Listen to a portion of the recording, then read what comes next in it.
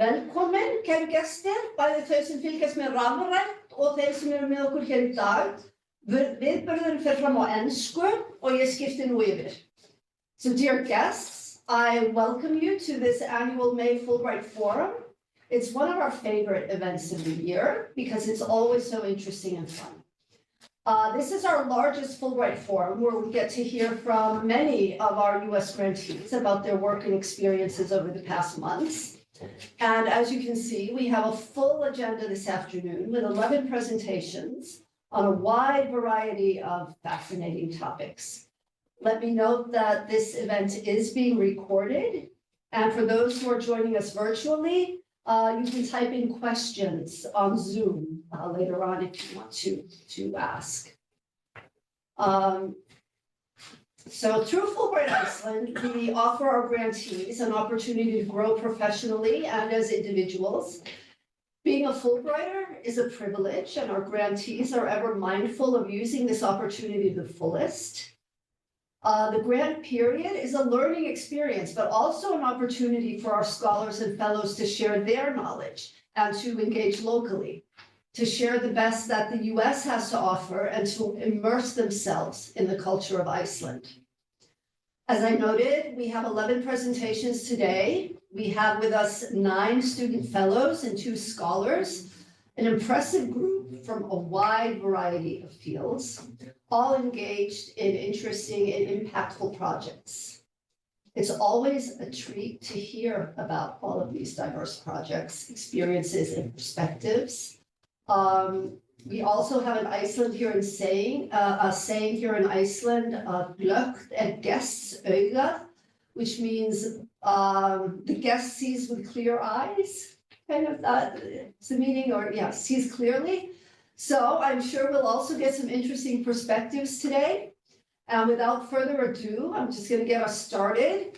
We're starting the day off with some of our Fulbright fellows who are either here in a university study program or engaged in research projects. It's sometimes hard to be the first one up to bat, but I'm sure that Annesley Black is up for the challenge. She came to us from the US Military Academy at West Point, and she is here studying in the master's program in sustainable energy at Reykjavik University. During her stay, I know that she's been doing some volunteering at local events, she's run a marathon, and of course, she's been focusing on her studies. So let's just hear directly from her. If you can tell us what you've been up to these past 9 months.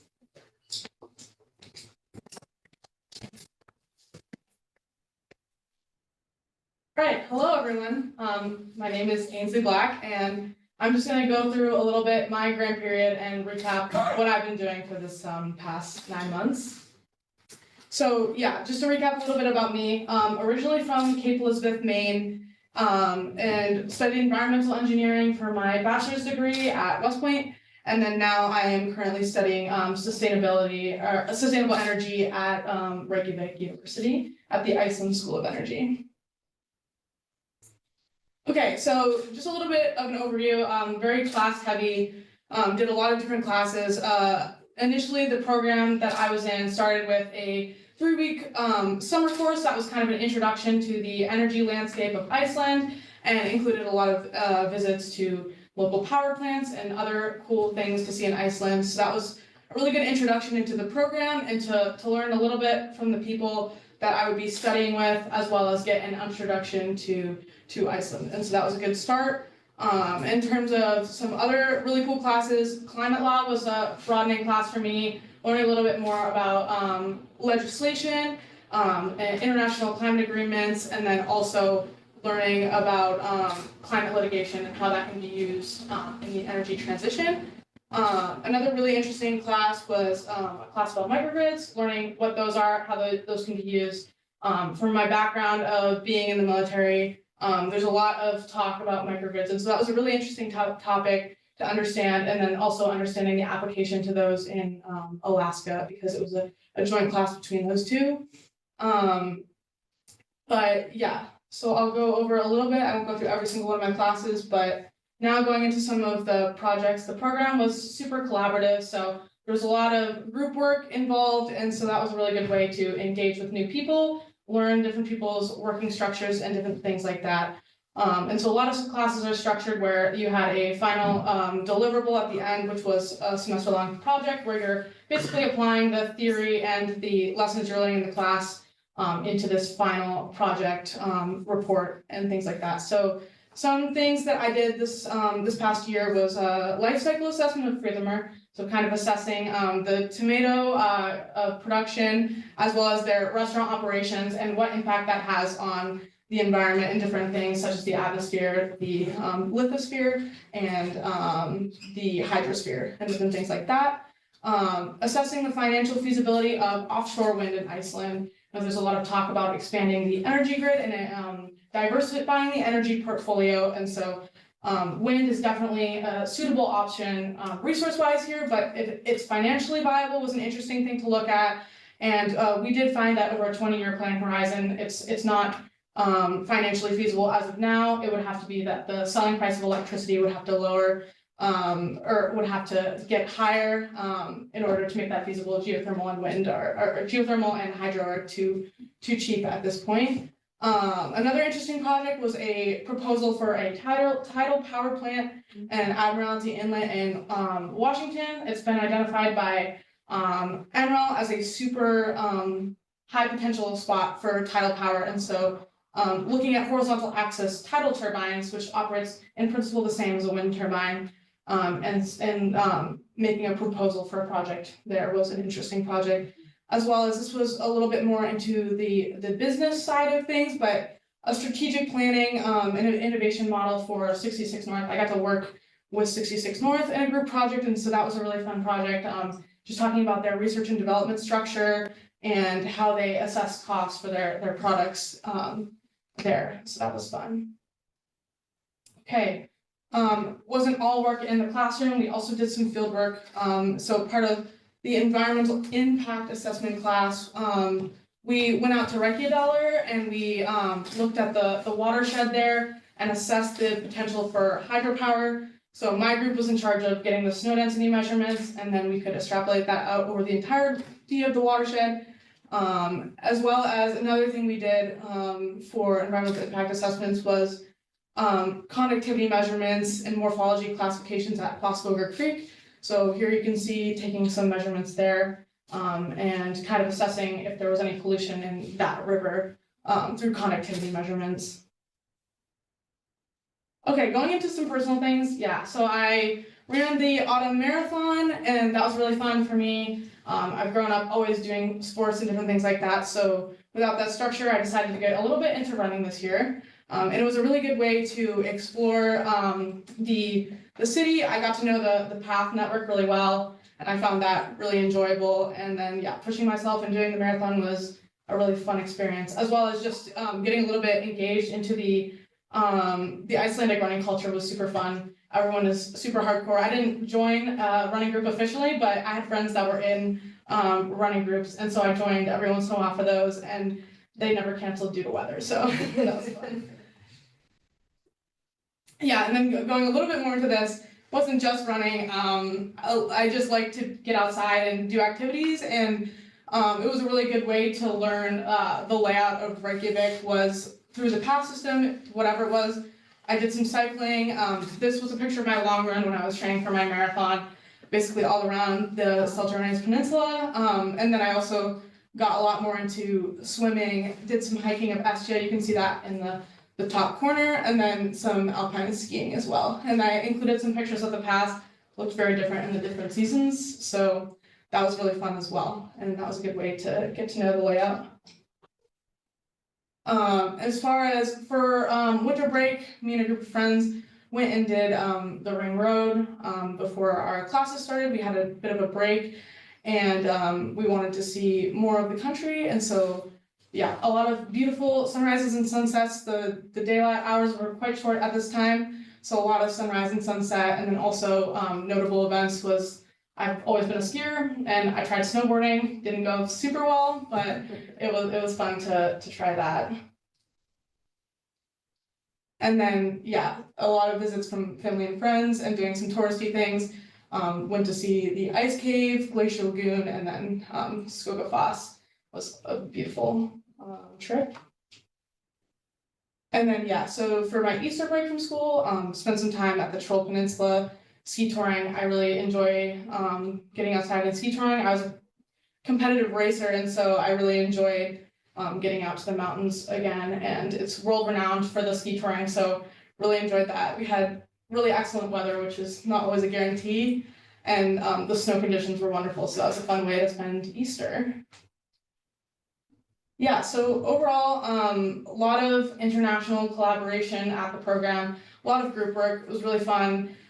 More experiential learning than what I'm used to, not just learning from a presentation or learning from lectures, but learning from doing by applying the concepts was really fun. And then also meeting a ton of new community and different things like that. So that's really what I felt like I got throughout the program. And so I really enjoyed it. Thank you. Are there any questions? Start, yeah, Derek? So I've heard that Iceland hasn't introduced any new geothermal energy recently, and it's solely like hydroelectric. Is that true? Is there a reason they're not doing any more geothermal? I think that geothermal can just be quite expensive, just because the drilling process is difficult and you can't predict it. It's not very predictable. So I think that there may be, it's expensive and then you don't always know what's happening. So yeah, there could be some hesitation to add more geothermal because of the risk associated with it. But yeah. I can add a little bit to that. There are some sites and expansions that are being considered at present, but there's a process that they have to work through it. It's just none has gotten to a point where they're saying it's a go, basically. Yeah, so you're gonna be staying on are you staying on for a second year? Yeah. Yeah, do you know, have you decided what your final project is going to be, or? Yeah, I can talk a little bit about like my thesis, but it's looking at a feasibility assessment. So one of my foundational motivations for coming here is, as an Army officer, I want to introduce more clean energy sources into the Department of Defense. And so I'm looking at a case study assessing feasibility for advanced nuclear possibilities at Fort Wainwright in Alaska. So very remote base. They currently rely on coal power. So what would that look like of doing a microgrid with an SMR and investigating if that was a feasible option? So that's my thesis topic. Any more questions? I'm interested in those projects that you were talking about where you were going out. Were you working then as a group together, for example, for 6, or were you just working solo for that particular company, or how did it work? They were all group projects, yeah. So we would split up. Every professor had a different method of splitting us up. We could sometimes choose, or sometimes it was assigned. And those were just a few of the cooler ones, but I did more projects like that. But yeah, so it was a group assignment, and the cool thing about Reykjavik University is it's very international. So I worked with students from all over Europe and then Icelandic students, and yeah, so it was really cool to work with people from a bunch of different backgrounds. Might it be worth Iceland subsidizing offshore wind? I think it would be in the future, but I think that there's to make it feasible. Yeah, subsidies are an option. I think the legal side of things is very undeveloped because it's just such a new process. And also, I think they would first go to onshore wind where the technology is a little cheaper before they do offshore wind, just because the prices are still. But it's such a small country, there's so much controversy, which I'll talk about a bit. Yeah. That offshore would solve all of that if they would subsidize to make it cost feasible. Yeah, I think that there just has to be a wider understanding that we need more energy in Iceland to justify that, and I'm not sure that. I can help explain that with my presentation. Yeah, exactly. So I think that public perception on new projects is maybe one of the biggest holdups there. So, but subsidies would be a good option for that. I think that would. We didn't look too much into like how large the subsidies would have to be to cover it, but we definitely think that would be an option from our project. All right, great. Thank you so much. Before you go, I want to give you your little Fulbright swag. So here's a little gift and your Fulbright Iceland pin, which I hope you will wear proudly. Yes. All right. We're off to a good start. And next, we're going to hear from Nate, who applied to Iceland through Pomona College in California. He's enrolled in the master's program in geophysics at the University of Iceland. And this has, of course, been an exciting year for students of geophysics in Iceland, with all of the eruptions happening. So I'm sure Nate will have plenty to tell us about regarding his year. And let's just move right into it. All right. Oh, yeah, there it comes.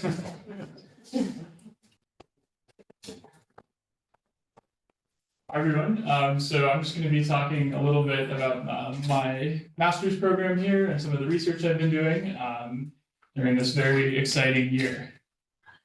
So to start off, I am here to do a master's in geophysics at the University of Iceland. I'm also here to research kind of the ongoing unrest on the Reykjanes Peninsula, work with science education, specifically Vísindasmiðjan, which is the University of Iceland's kind of science education center, and then also take Icelandic. So just kind of to note this year, I think most of us arrived here kind of on the tail end of an eruption, the Litli-Hluta eruption in August. And since then, there's been lots of activity. So since October, we've had 6 dike intrusions. These are kind of events where magma cracks its way through the crust. And I really like the Icelandic words for these. It's kvikugöng, like literally magma tunnel. And then when you have a dike intrusion, kvikuflaup, like magma run. And I think it's very descriptive. And then, of course, on November 10th, we had a massive dike intrusion under Grindavik. Huge damage to infrastructure, thousands of people displaced. And so I think this is really emphasizing that these events can be very impactful, and we really need to understand kind of how they operate. So to start off, I took a full load of classes this semester. I'm starting off with kind of a continuum mechanics and heat transfer course, just looking at how we apply physics to problems in geophysics. So kind of how do the plates move? How do we describe the cooling of a magma body? Those kinds of problems. The next course was geophysical inversion, which was kind of something that I was not familiar with. But in geophysics, we often have problems where we have data. So for example, we have a network of GPS stations, and there's like some displacement field. Each station is moving this way or this way. But we don't have a model for what's causing those displacements. So with inversion, what you can do is kind of manipulate that data to get an idea of, say, what is like the magma body a couple kilometers below ground? What are the dimensions of that that's producing kind of this displacement field that you see in the GPS data? So it's a really cool course. In addition, solid earth geochemistry, which is kind of just how we know what we know about the Iceland plume and the mid-Atlantic ridge here. Going through geochemical methods and the elements and isotopes that are used. And then glaciers, volcanoes, and jökulhlaups, which is a class basically talking about how the Icelandic landscape is shaped between interactions, or shaped by interactions between glaciers and volcanoes. This semester, we've been working on glaciology, which is the basic physics of glaciers, how people study them in Iceland, in addition to a seminar course on current geologic events, presentation skills course, and then this class measurements in models and geodynamics, which is really kind of studying geodynamic methods. So how do we set up a GPS station? How do we collect data from a GPS station? How do we use satellite data? How do we use other like kind of geodetic techniques? So actually this is not the station that we set up, but I think we set up a station in February that captured the beginning of the eruption, I think on February 8th. So it's been really interesting kind of being able to get out into the field while this is all happening. And then of course, Icelandic. So I've been fortunate enough to go do some field work too. Just started some measurements last week. This is leveling. This is me with the leveling instrument, and these are 2 field assistants with kind of the equipment involved in this kind of work. This is basically, there are profiles all over Iceland where people put benchmarks into the ground, and if you repeatedly survey these, you can see how that profile deforms over time. And so this is a really cool method because it can reveal very, very, very small displacements. So this is in the Krýsuvík volcanic system, which has not really been active since things started happening on the peninsula. But because it's not erupting, but the neighboring volcanic systems off to the west have been erupting, it's kind of interesting to see what's happening here. So in addition to this leveling, we're hoping to get out to Wolgar this summer and do some similar work there. Then in addition to that, kind of just getting out into Thorsmork, Svartsengi, Hedmark, and then to Solheimøygut for other field trips. And so this is some of the tephra from the December eruption, and then this is doing some drone work kind of at the eruption site. So I'm going to talk a little bit about my research here. I'm mostly using INSAR data, which is satellite data. It produces something called an interferogram, and I really like the Icelandic word for this. I don't think I can say it correctly, but it's Biomimetic, which is, I think it's literally wave alternation image, which is exactly what this is. These data are really cool because they allow you to see really small changes in the Earth's crust over very large areas. Basically how it works is there are these satellites that are always orbiting the Earth. They take a radar image of some swath, and there's basically a number of cycles in the wave between the ground and the satellite. So if the satellite will pass over and usually it's something like a couple weeks later, take another radar image. If the ground has not moved, then it'll have the same number of cycles and there'll be no difference. But if the ground has moved between those two passes, you get this kind of phase shift, as you can see here, these kind of two different lines. And because we know the wavelength of the radar signals that this satellite is putting out, we can convert that phase shift into actual deformation. And so this is how we know, oh, the ground at Svartsengi has risen by 10 centimeters in the last month, or that sort of thing. So with these data, you can also see fault movements. So for example, in Grindavik, where we have kind of movement along these faults and fractures, those appear as very sharp lines. I'll show here. So this is kind of one of the images I've been working with. This is covering basically November 2023. One thing you'll notice about here is that there are many, many, many of these fringes. So each of these cycles kind of from red to red represents 3 centimeters of deformation. So what this is saying is that we have lots of deformation in Grindavik, which is what we know. We have kind of meters of deformation. So if you actually zoom into this image, you can map out all of the faults that appear. Should show. And so these are all the fractures that were moving in November 2023. So this is what I've been doing, kind of going from the end of 2021 to today, looking at what faults are moving over in this area, and in addition to places further east on the Reykjanes Peninsula. If we look at how this kind of compares to the seismicity, it's kind of interesting. So you'll note that this is the seismicity, but there's a lot of fracture movements out here that they don't appear to be associated with any earthquake. So it's not like there's a fault that's breaking, earthquake happening, and then you have these movements. There's something interesting going on here physically that we're hoping to look into in the future. In addition, this is kind of some other images of the data.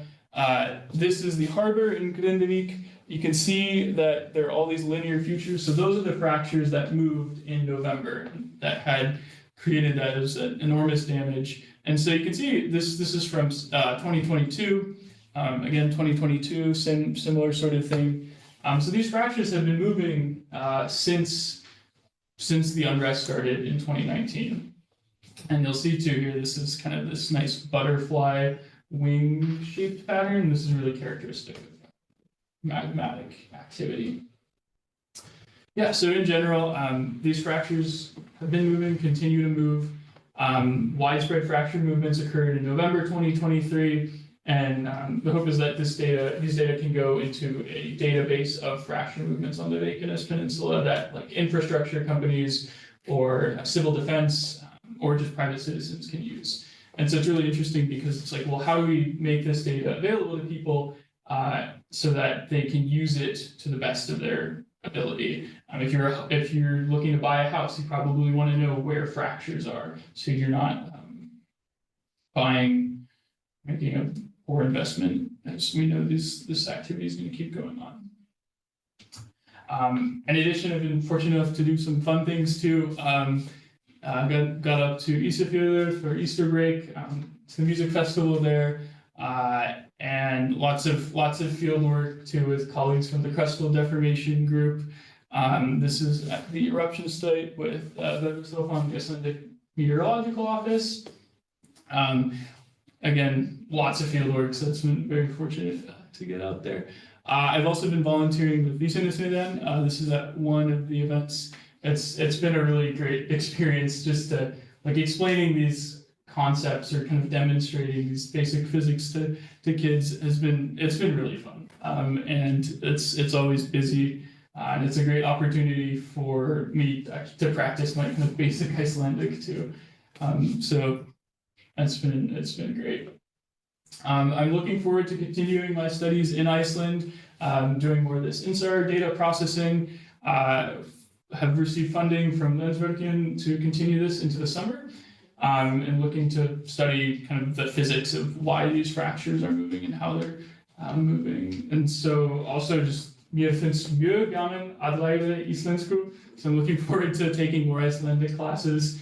And it's really been great. So I want to thank, of course, the commission, Belinda, Pieter, Veronica, the board, my advisor at Howie, Herbert Gerson, Freystein Sigmason, the fellow students at Howie, and my fellow Fulbrighters. So it's been a really great experience, and I feel like I've learned a lot, both about geophysics and kind of how things work in Iceland. Yeah, thank you.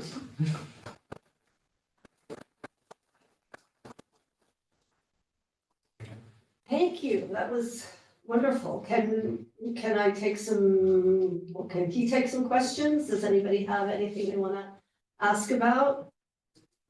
Yeah, I think you alluded to this already, but if you go back to the slide when you're talking about INSAR data, that's, maybe you don't even necessarily need to go back to the slide itself, but the wavelengths that are being transmitted as your input signal for that methodology, it's sound waves, correct? It's radar. So it's you can kind of think of it as analogous to an optical image, but instead of using kind of visible wavelength, it's they're microwave. Yeah, I think. that's why I was asking, Yeah. because wavelengths of light are in the nanometer range. Yeah. So that's why I was asking, because that's much larger wavelength than. Yeah, I think they're microwaves. Okay. Correct. Yeah, that makes a little more sense. All right. Yeah, it's just a clarity question. really? Yeah, are the field work you were doing with the stuff on the ground, Mhm. like, are those to help measure with this technique, or is that a separate? It's kind of separate, but you can use it to benchmark these data. So we have displacements from the INSAR data, and some people are not, like, they're people trust them, but it's always good to have another data set to kind of validate them. And so that's what the leveling data can do, in addition to. It's basically ground truthing. Yeah, exactly. But I mean, it also captures things that you can't see in INSAR. So leveling, you get sub-millimeter deformation. INSAR, you can't get that detailed. I have one. So, So I'm from Hafnarfjörður. Yeah. And in your geological expertise, how much longer do we have until Hafnarfjörður starts splitting up as well? yeah, I don't know. It's a hard question because in previous kind of volcano tectonic episodes, all of the volcanic systems on the peninsula have been involved. They go off. Yes, but this happens over several centuries too. Okay.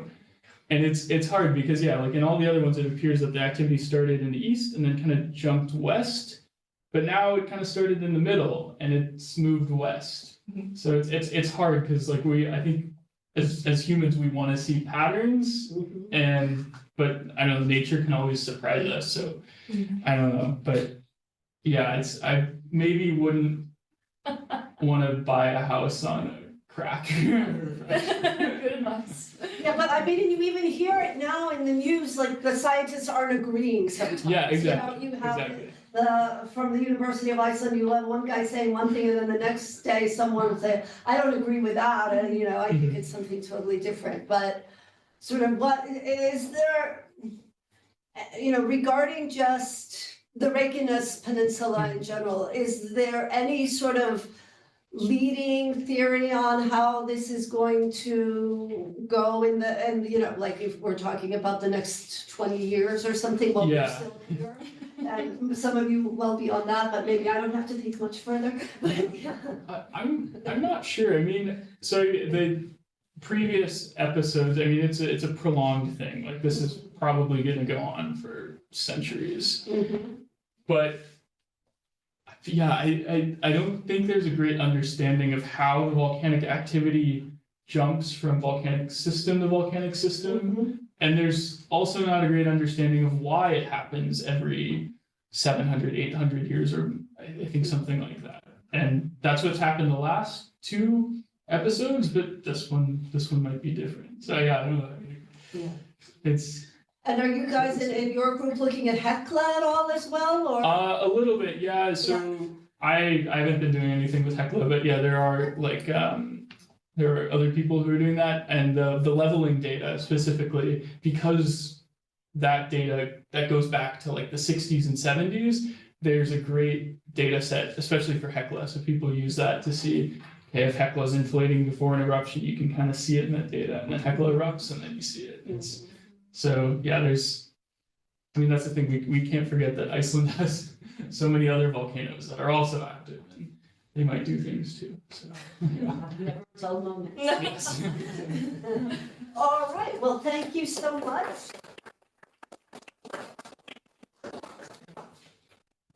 That's okay, I can. Okay. Yeah.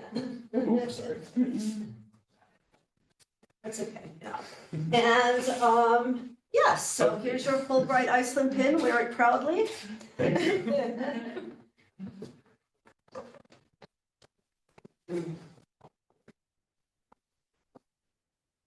So we are actually a little bit ahead of schedule, I think, which is great. So next up is Christine Gross. So she's a graduate of the US Coast Guard Academy, and she's also studying at Reykjavik University at the School of Energy, doing a master's in sustainable energy. And I know that she's been keeping herself busy, not only with her studies, but with various events and potlucks, sharing her Texas culinary skills. So we'll let her tell us more about all of that. Christine, the floor is yours. Yeah. Everyone, Could we open a window just before you start here? I think, isn't it good to open a window? Yeah. Great, thank you. so I'm going to be taking a little bit more of a personal approach to my presentation. As I was mentioned, I went to the Reykjavik University as well, and I'm studying sustainable energy engineering. So I'm in a very similar program to Annesley, and we were in many of the same classes and projects together. So to not repeat some of those, I'm going to be taking a little bit more of a personal approach on my time here, but also a little bit of my classes. So I'm originally from Austin, Texas, so very different climate than Iceland. That was something that I definitely have had to adapt to, but has been an incredible experience. And yes, studying at Reykjavik University. The semester started with a summer field school that was a 3-week introduction to both the country and kind of the courses, which was something that I really appreciated that the university did to kind of help us with the transition. And we got to really meet everyone in the program, which is a very international program. And it was wonderful to meet so many different people with all interested in studying sustainability. And we got a chance to go around and see a lot of the aspects of the country and do some of the touristy things as a group. We went to Golden Circle and did that, as well as seeing different power plants and hydro facilities, and just really getting to kind of jump straight in and begin the school. And it was really a great introduction to the school and the program. Just briefly, some of the classes that I've taken, just highlight some of the ones that I enjoyed the most. In the first semester, data mining and machine learning was a class that I really enjoyed. That was kind of my first introduction using Python. It was quite a steep introduction to using Python, but I really enjoyed it a lot. And that's something that I haven't had the chance to do. as well as our energy and industrial processes class was something that was really unique to me and very Iceland specific, of looking at the aluminum and silicon smelters and kind of their impact on the environment. And I think that's something that I personally hadn't really thought about before, just all of the industry and however just the climate impact of all of those. We all think about, energy sources and electricity production, but the fact that, just having aluminum and silicon and these different processes also have a huge environmental impact.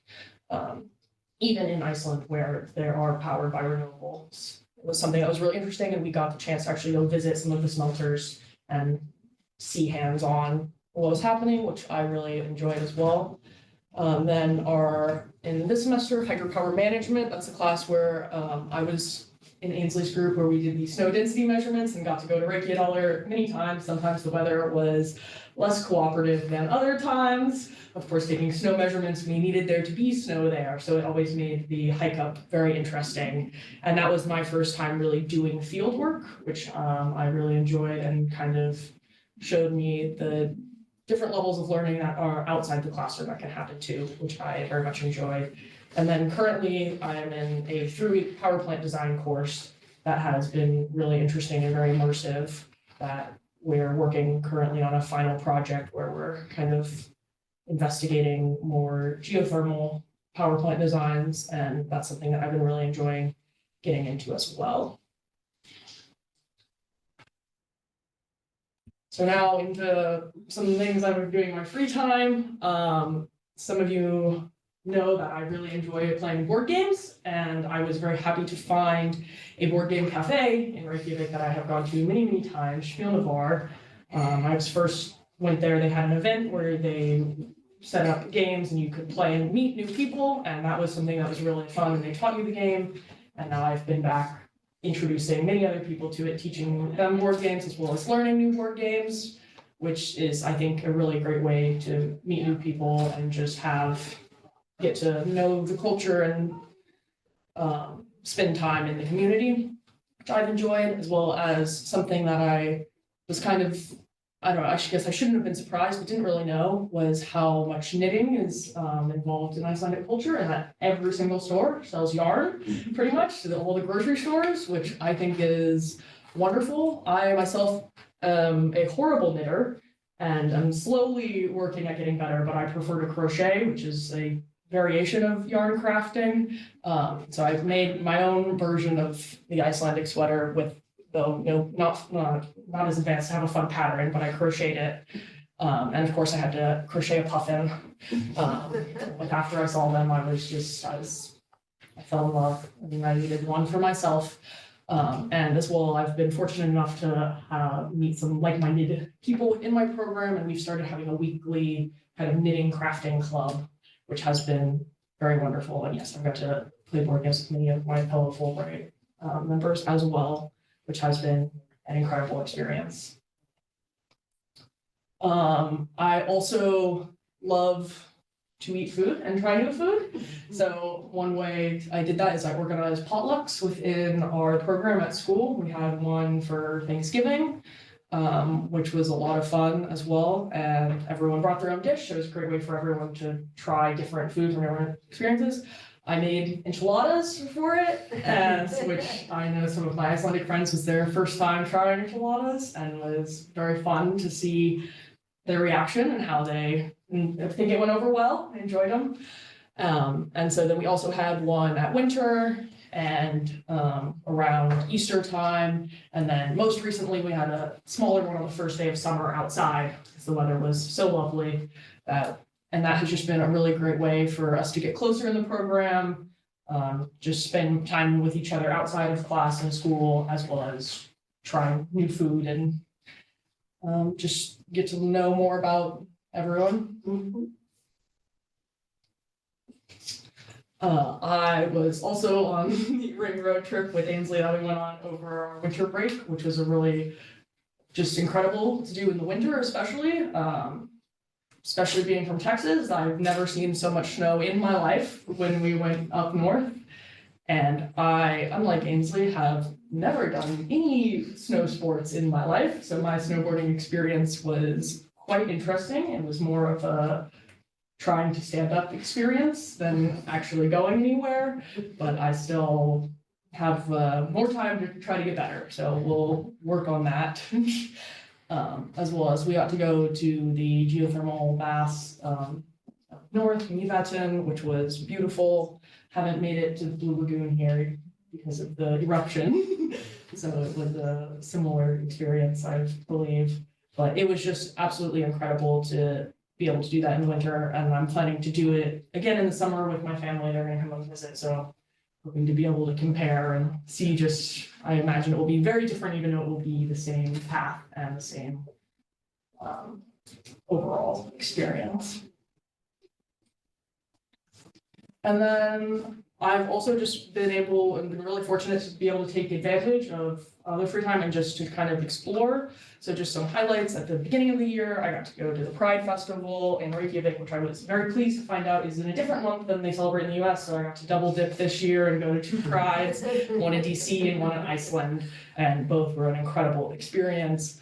Something that I think was just so unique to Iceland was I did the hike on the glacier, where we got to go actually into the crevasse that they have for us, which was, I don't think you can do that anywhere else in the world, and was incredible and a little bit scary, but very fun, as well as the snorkeling between the Thingvellir.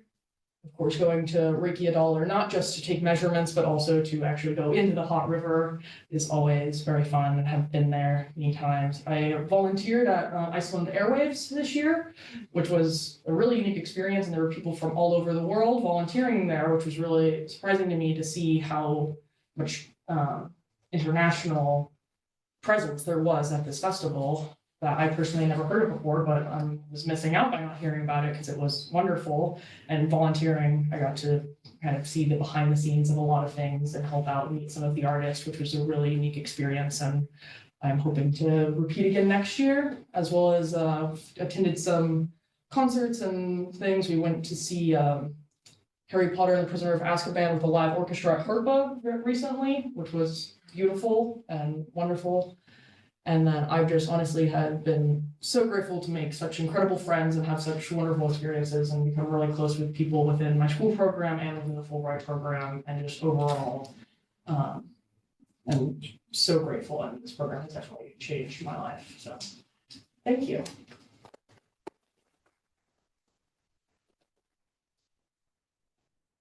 Questions? Actually, I have a general comment. I'm incredibly jealous that you got to see Harry Potter in concert. And now I have a personal question. Which house are you? Hufflepuff. Okay. So, All right.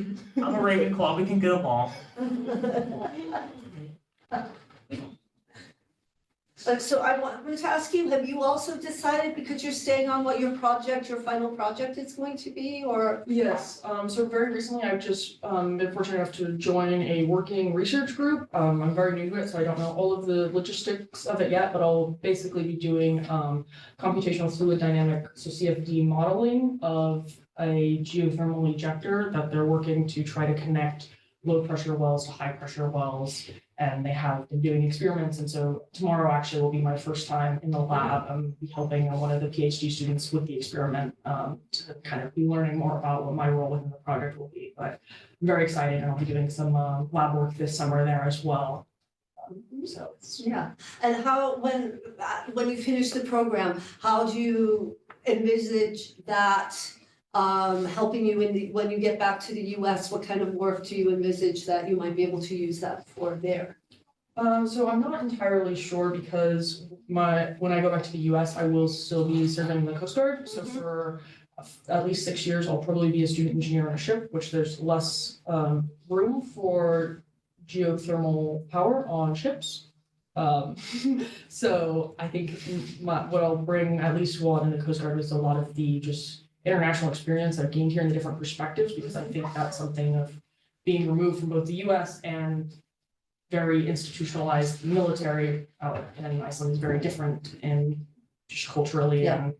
And I think having perspective is what will be the most thing of value I can bring for those years. And then afterwards, I'm really hoping to also bring that sustainable mindset to the Coast Guard and the military as well. And afterwards, I hope to be able to work in a sustainable engineering kind of more position.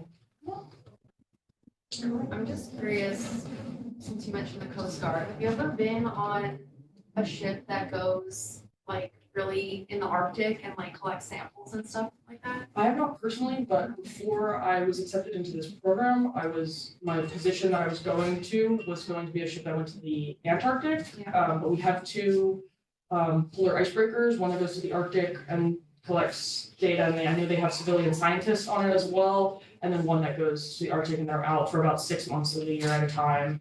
And that's where I'm hoping to go after this. It's not fully up to me. The military will tell me where I'll be going, but I think hopefully with my background here and kind of getting this experience will help. They'll see that I can bring something of value to that as well.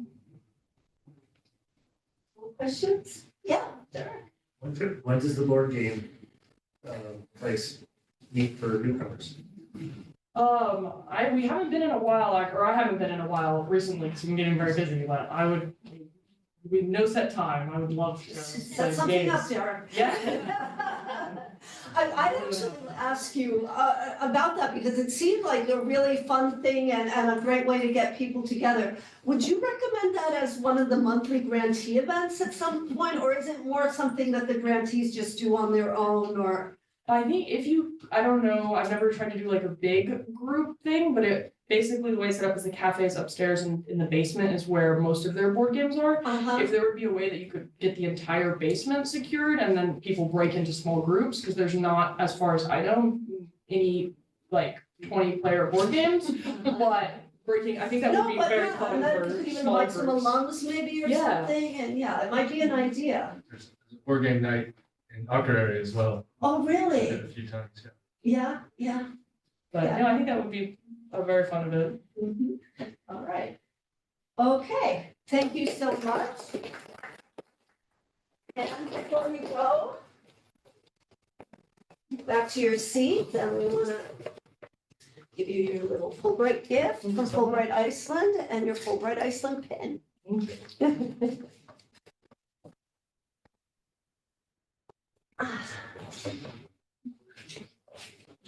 Yeah, so now our final speaker before the first break is Sebastian, who's going to join us remotely from the US, from Oregon. He had unfortunately to leave a bit early, but we are so happy that he's able to join his fellow students here today. He was with them for most of the time. He had to leave about a month early. He did his undergraduate work at Santa Clara University in California and spent his time in Iceland working on a really unique and interesting project at the Icelandic Institute of Natural History. And I know that he's continuing to collaborate with his hosts there. So I'm going to let Pietro take over on the technical because Sebastian is going to share his slides and do it remotely. Okay, well, thank you for that introduction, Belinda. Yes, I'm Sebastian Acevedo. I did a 9-month research project centered on Gyrfalcon nest occupancy and territory quality in Northeast Iceland. I worked with Dr. Olafur Nielsen and other staff at the Icelandic Institute of Natural History, and overall, I'm very excited to share a brief overview of my methods and results, talk about a little bit of my experiences in Iceland, and just overall very excited to talk about some really interesting birds with you all. So I'd like to start off with some of the background, some more motivating forces behind this research, leads into my research questions, and then just a brief overview of the methods and results. This is a super oversimplification of this 9-month-long project. I don't have a lot of time to discuss particularly the stats behind a lot of my methods and a great comprehensive overview of my results, but hopefully I give you a great glimpse into this research. I know it's personally exciting to me, and so I hope you guys enjoy it as well. I'll end with some of the major implications of this research, my major acknowledgements, and then finally some concluding remarks on my time in Iceland as a whole. Without further ado, this is the focal species of this talk. They're Gyrfalcons is they're the national animal of Iceland as well as the national bird. They're large Arctic species, top predators, and an Arctic specialist, which makes them super interesting to study, but unfortunately makes them highly susceptible to climate change. This is one of the main motivating forces behind a lot of Gyrfalcon researchers out there, both in Iceland and the US. There's lots of collaboration to study and conserve them for this purpose. They're such highly specialized top predators that we need to be at the forefront of researching them to make sure that they can adapt alongside climate change. And they're great focal species, indicator species for studying Arctic systems as a whole.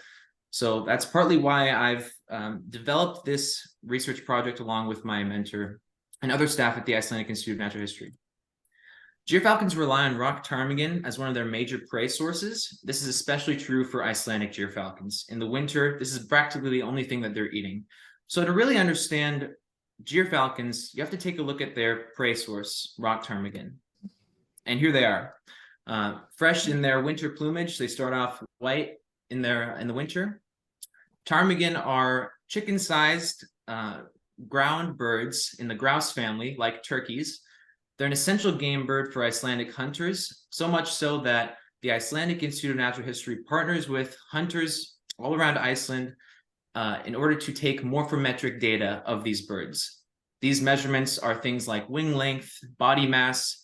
These kinds of measurements allow the Icelandic Institute of Natural History to get a sense of how the population is doing, how the population is faring from a small sample of birds collected by hunters. So there's a lot of collaboration there. Ptarmigan are reliant on grasslands and heathlands for their breeding, and they follow a rough 5-year population cycle. And very interestingly, so do gyrfalcons. They kind of lag behind the ptarmigan cycling in Iceland, and it's a testament to how important these birds are for understanding gyrfalcons.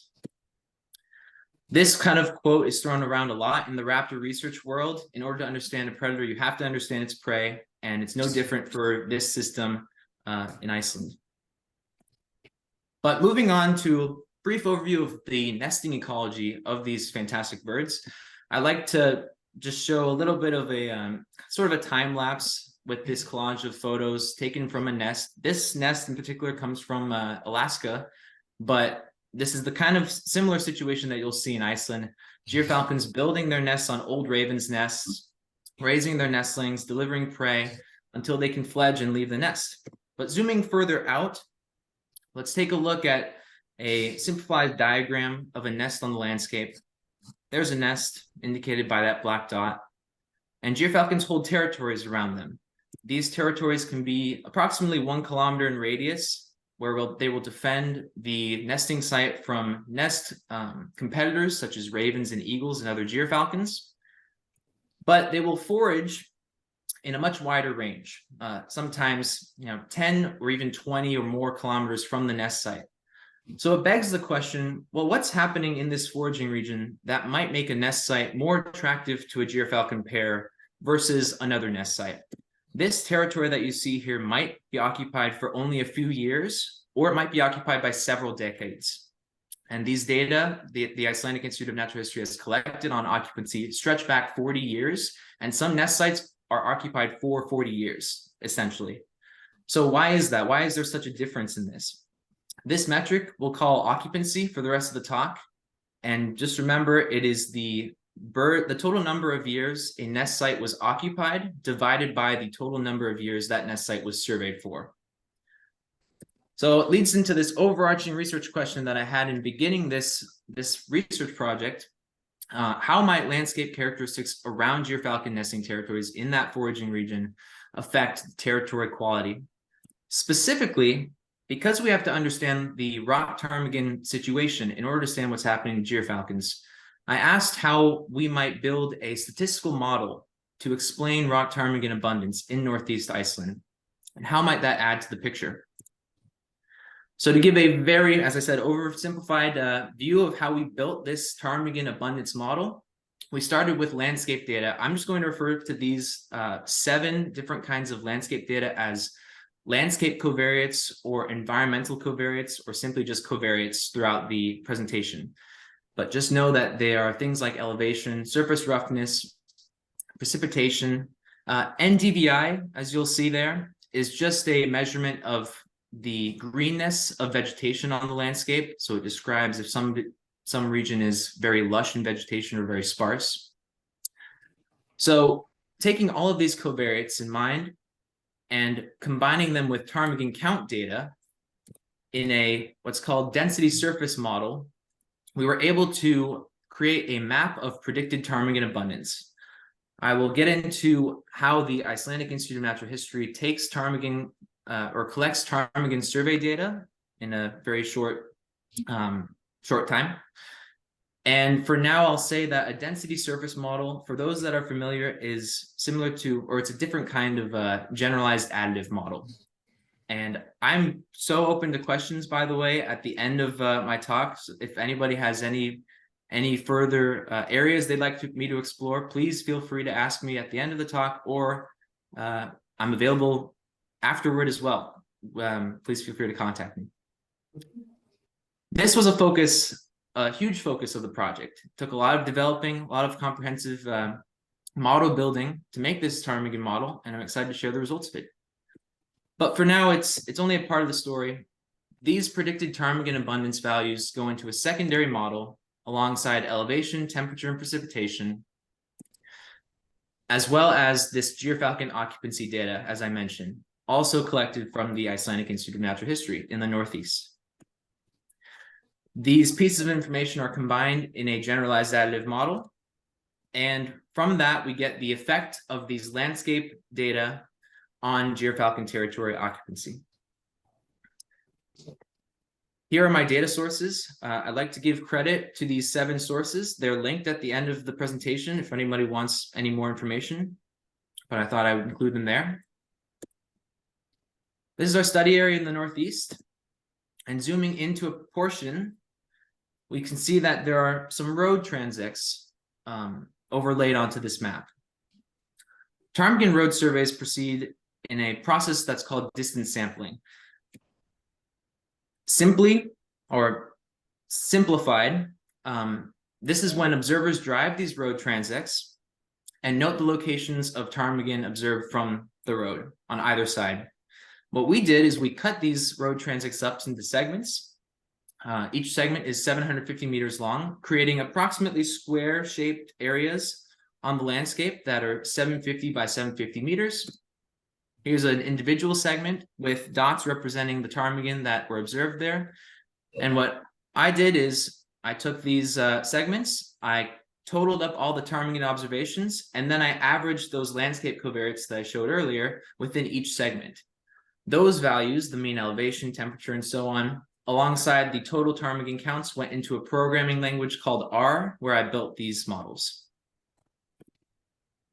Bringing back Gyrfalcons, though, similarly to how we average landscape data around for each segment, we average data around each territory as well. So within each foraging region, we summed up the predicted ptarmigan abundance from our new map that I'm about to show you, as well as the mean elevation, mean temperature, mean precipitation. I'd love to show you Gyrfalcon nesting territories on a nice map as I did for the ptarmigan, but unfortunately that's sensitive information, so I have this simplified diagram to show instead. But without further ado, I'm happy to report that we were successful in creating a strong model for predicting ptarmigan abundance on the landscape. The lighter areas of this map indicate areas with fewer birds predicted, and the darker areas represent more birds predicted. This comes from data from spring surveys, and I should mention that they are 7 years worth of spring survey data that went into this model. Here's a closer view of the darker regions, particularly in the north, closer to the coast, we find higher predicted ptarmigan abundance. And this is encouraging because it follows what we would expect, grasslands and heathlands primarily. And so we're very happy with these results and how it kind of follows what we would expect for ptarmigan on the landscape. This is I just wanted to throw this up there. I'm not going to spend really any time talking over these specific results, but here are the major effects of our landscape data on ptarmigan abundance. If anybody has any questions about this, I can go over it later too. But for Gyrfalcons, each of these dots represents a Gyrfalcon territory. As I mentioned, they were surveyed for 40 to 43 years, and we have 78 of them. On the x-axis is our predicted rock ptarmigan abundance values, so summed over the length of that foraging region. On the y-axis, well, the y-axis is represented as a ratio. It goes from 0 to 1, and it's that ratio that I mentioned earlier, the number of years a territory was occupied divided by the total number of years that territory was surveyed for. So if you kind of squint and try to draw a trend line with your mind, you might arrive at a trend line that goes upwards and diagonally to the right, looking sort of like this. So happy to report that our predicted ptarmigan abundance is positively associated with what we see in Gyrfalcon territory occupancy. From these model results, Gyrfalcons are selecting regions where we predict there to be more birds. They're selecting to stay there for longer. Here's a little brief overview of elevation's effect on Gyrfalcon occupancy. It seems that Gyrfalcons are selecting to stay in territories with higher mean elevations. It seems that they're selecting territories with intermediate average summer temperatures, and they're selecting territories with less precipitation. Oh, and the reasons for this temperature and precipitation, these results that we see might be due to the fact that Gyrfalcons are known to select sites with less exposure to the elements as they're raising nestlings. And so these kinds of results seem to make sense from what we've seen. So what are the overall implications of this work? Well, there's great benefits for conservation of rock ptarmigan Gyrfalcons and their habitats from this ptarmigan abundance model and the relationships that we've uncovered from our landscape data and Gyrfalcon occupancy. These kinds of relationships and the insight we might gain on how best to conserve these species are applicable in Iceland, but also worldwide. Gyrfalcons do occur circumpolarly. They're at higher latitudes everywhere, including the US. And so there's great potential for future collaboration and future insights to be gained in a variety of places worldwide. The ptarmigan abundance map in particular can inform hunting regions placed on ptarmigan in the Northeast and elsewhere. And there's also some implications for forestry practices in Iceland. There is a discussion to be had potentially about selecting sites with potentially less predicted ptarmigan for reforestation efforts. That's an important goal, and I know it's a lot of resources are being invested into that by Iceland. But this new map might inform where we choose to focus those efforts and where we choose maybe not to convert grasslands and heathlands to birch forests. And finally, this modeling system or this modeling approach is applicable to other distance sampling systems around the globe as well. And so we plan to produce 2 published papers from this work, and those might inform or be informed necessarily by other distance sampling systems around the world. And with that, I'd like to extend my heartfelt acknowledgments and thanks towards my mentor, Dr. Olafur Nielsen, and other staff at the Icelandic Institute of Natural History for making this research happen. A huge thanks to everybody at the Fulbright Commission for supporting this work. I'm really excited to see where these publications take me. The first one is due for review on August 1st. We've already selected a journal for it. We're trying to see if that is a good fit for it. So the collaboration will continue, and I'm very excited about that. Here are some of my references for the data that I used. And final words, I really enjoyed my time in Iceland. I had a great time exploring the Northeast, in particular with my mentor, as you can see up in the top left. My family came to Reykjavik in Christmas time, and overall it was a great, fantastic experience. So with that, thank you so much for listening, and I'd be happy to take any questions.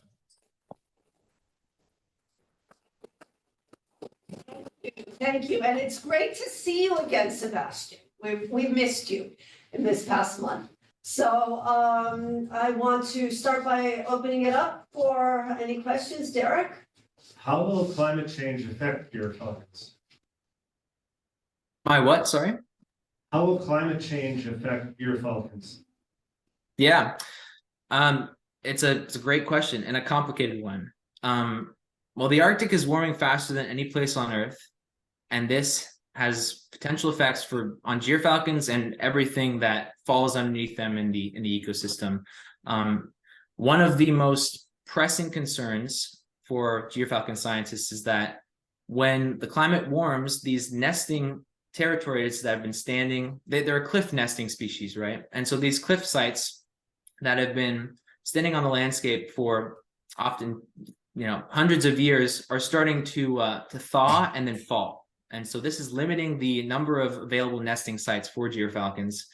And it might also affect the distribution and abundance of ptarmigan and other prey sources. So those are the two big questions and big concerns for this focal species. Yeah. And isn't it leading also, similarly, it's leading to seasonal mismatch on ptarmigan color shifts, which might make them easier prey, but in the long term will lead to less ptarmigan, so less Gyrfalcon. Am I saying that right? Yeah, for sure. Yep. These especially with the onset of vegetation earlier into the springtime. It totally might affect the timing at which ptarmigan are changing plumages and affect Gyrfalcons as well. So yeah.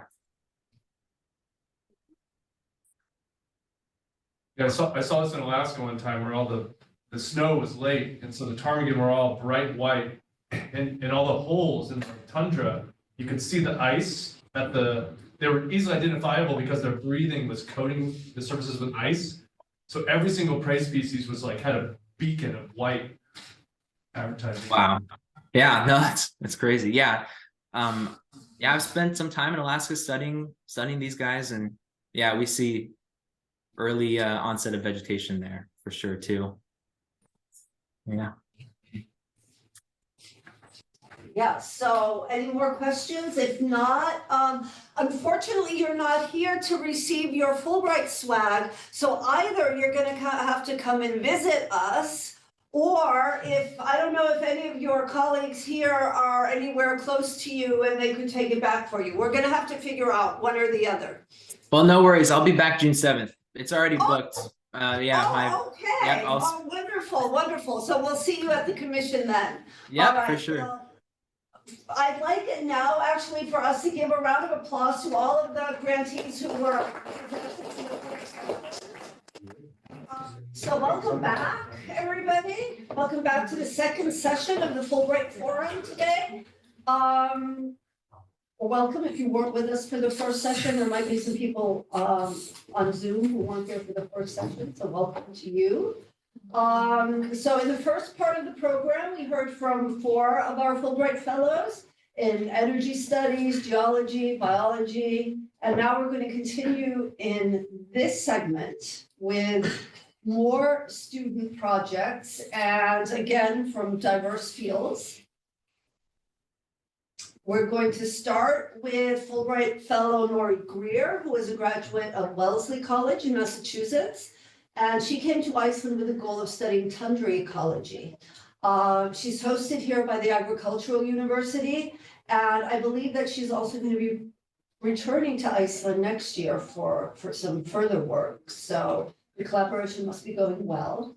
But I'm just going to let her come up and tell us, whoops, okay, what? Too far? That's it, that's the first slide. No, that was the first slide? Yeah. Okay, great. It's just not very fun.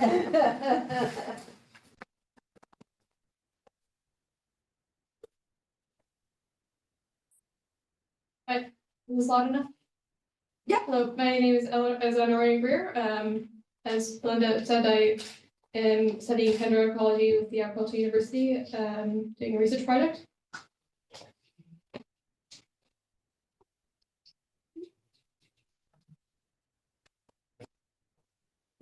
Having trouble moving forward? Yeah. Okay, yeah, and then you can just use these as well. Yeah. So a little bit about me. I graduated from Wellesley College last year with a major in biology. And I'm from Salem, Massachusetts. And I guess now I'm officially a Fulbright alum, yay. Not yet. Oh, okay, not yet, almost. Yeah.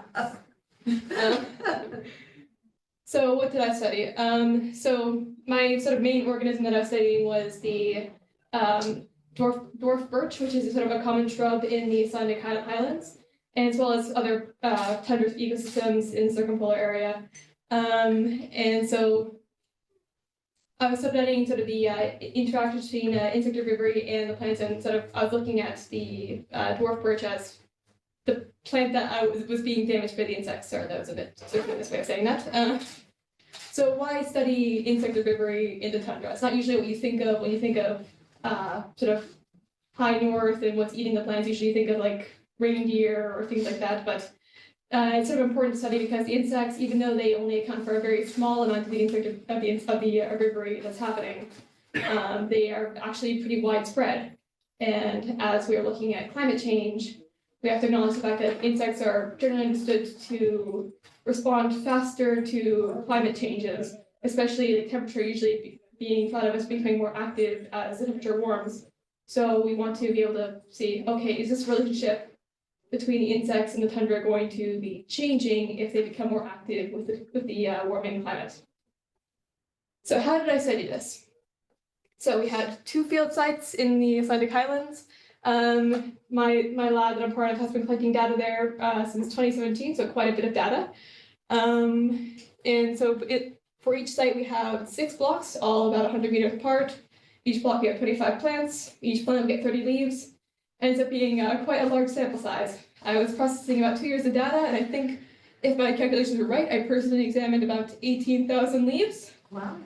Took months. That was a lot of work. So yeah, so we have the data collected in these places, and then what I do in the lab is I kind of go over each leaf individually with a little microscope and say, okay, is there insect damage here? What kind is it? How much of the leaf is it taking up? And so basically we're looking at the type of insect damage and the degree of the damage. And the degree of the damage, and so basically that gives us kind of like 2 things we're measuring in the graphs that are going to be upcoming, which is what is the extent of the herbivory, like how many leaves are being affected, and the intensity, like if the leaves are affected, to what degree are they affected? Are we having a bush that's being nibbled on, like every leaf? Or having a bush where like half of it is completely defoliated? And then modeling, a lot of work in R, fun stuff. And this is the results of all the R work. So basically what we did find is that there was a sort of significant relationship when we looked at both the extent and the intensity of the insect damage in relation to just the temperature. So I had to say this earlier, sorry. So sort of an important part of why we have this kind of setup is that it kind of gives us a good look at sort of the spatial and temporal variation, as it says on the title of the project. And by having sort of that good understanding of what kind of variation can we expect between sites and across years, we can then look for, okay, what isn't fitting just that trend? What can we possibly attribute to another factor, such as warming? And that's where then looking at the temperature that we have from some climate probes that were near the site. So what does this mean? Well, we have more work to do because even though 7 years feels like a lot in terms of ecological studies, it's still pretty small. We need to be continuing to collect data, and if we can, hopefully starting similar work in other tundra ecosystems in different countries, because there are quite a few countries that have tundra on them, and so this is important for all of them too, including the US. So in addition to looking at temperature, we could also look at other climate factors such as humidity and precipitation and how they affect the insect herbivory. And one question that I've gotten a lot is, well, what kinds of insects are specifically doing the herbivory? And the answer is, I don't know, because I'm only looking at what they leave behind. Occasionally I'll find a chrysalis, and that's very neat, but the chrysalis was not easy to identify. But there are ways of sort of setting up little traps for the insects, but we did not have that So that could be a thing to do in the future. Let's see. And then sort of understanding like if these trends are to sort of continue with the projected warming, what could implications be for land management? Especially in like Iceland, where there's already kind of a debate over raising pressure between domestic and wild species. Will growing contributions from insects kind of increase that pressure? So what did I do with my findings? I went to a conferences, and that was a very new and fun experience. So the first one I went to was yes, I'm wearing the same outfit today as in that. So the first conference I went to was the Nordic Society Oikos conference in Lund, Sweden. And that was my first time in Sweden, and it was wonderful.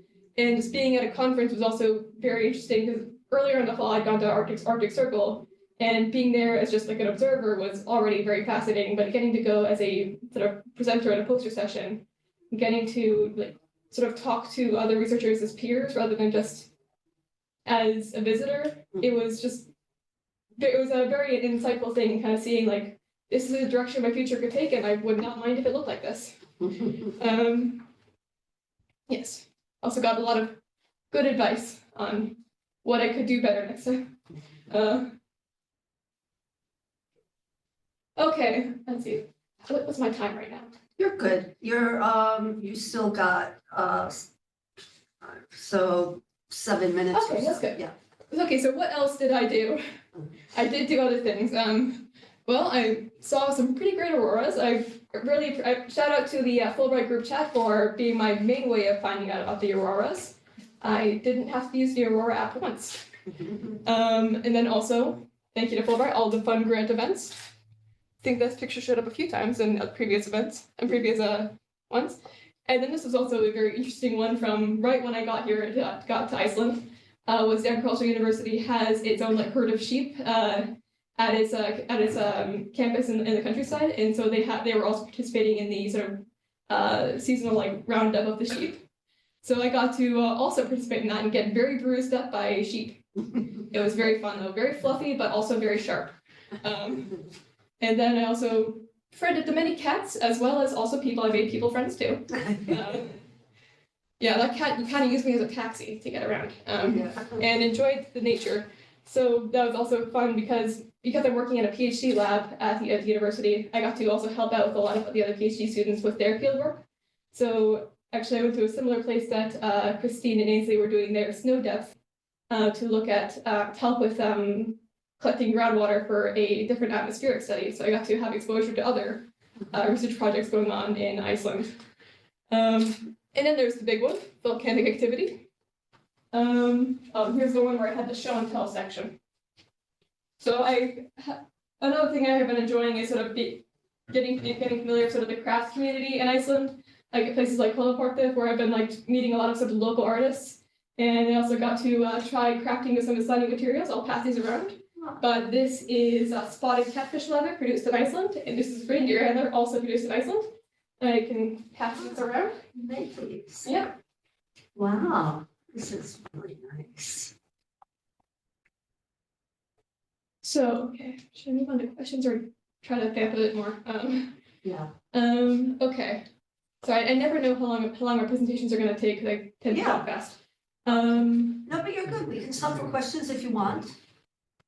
So, okay, well, being in Iceland has been very interesting because this is also kind of my first time sort of living independently, not at school or at home. So it's sort of been a fun experience getting to learn how to take public transit, cooking for myself and buying my own groceries, just being in charge of my own life in a biggest extent I've ever been in charge of my own life. And that's been a very wonderful experience and kind of growing up and kind of giving me a lot of sort of confidence and courage going forward.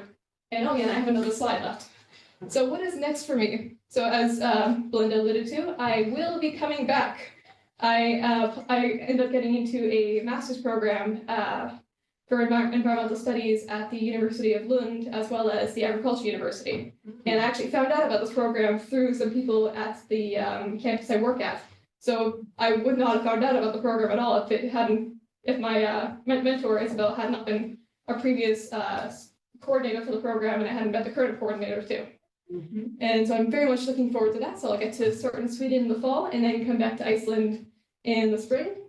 And hopefully I'll get to continue some of my work that I've done here. That's one option for what I could do. After that, we'll find out.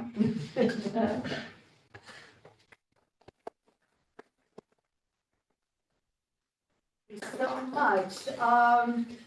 Let's open up and see if there are any questions for Nori. Yeah, Derek? Well, first off, congratulations on your new prospects. Thank you. Do you have any sense for when these insects are active? Like what part of the year? Well, we are thinking probably, well, we know it's definitely in the summer growing season. But in terms of when exactly they're active, because the highlands are not the easiest access, usually are the trips to there are usually usually there's only one trip, so we can't really do multiple. So it's hard to say when exactly the peak activity is. So I can't give you a confident answer on that one. That's the short story. Chris?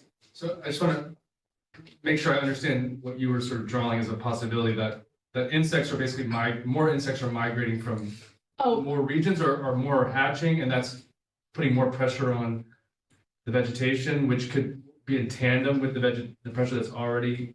Right, I'll explain that better.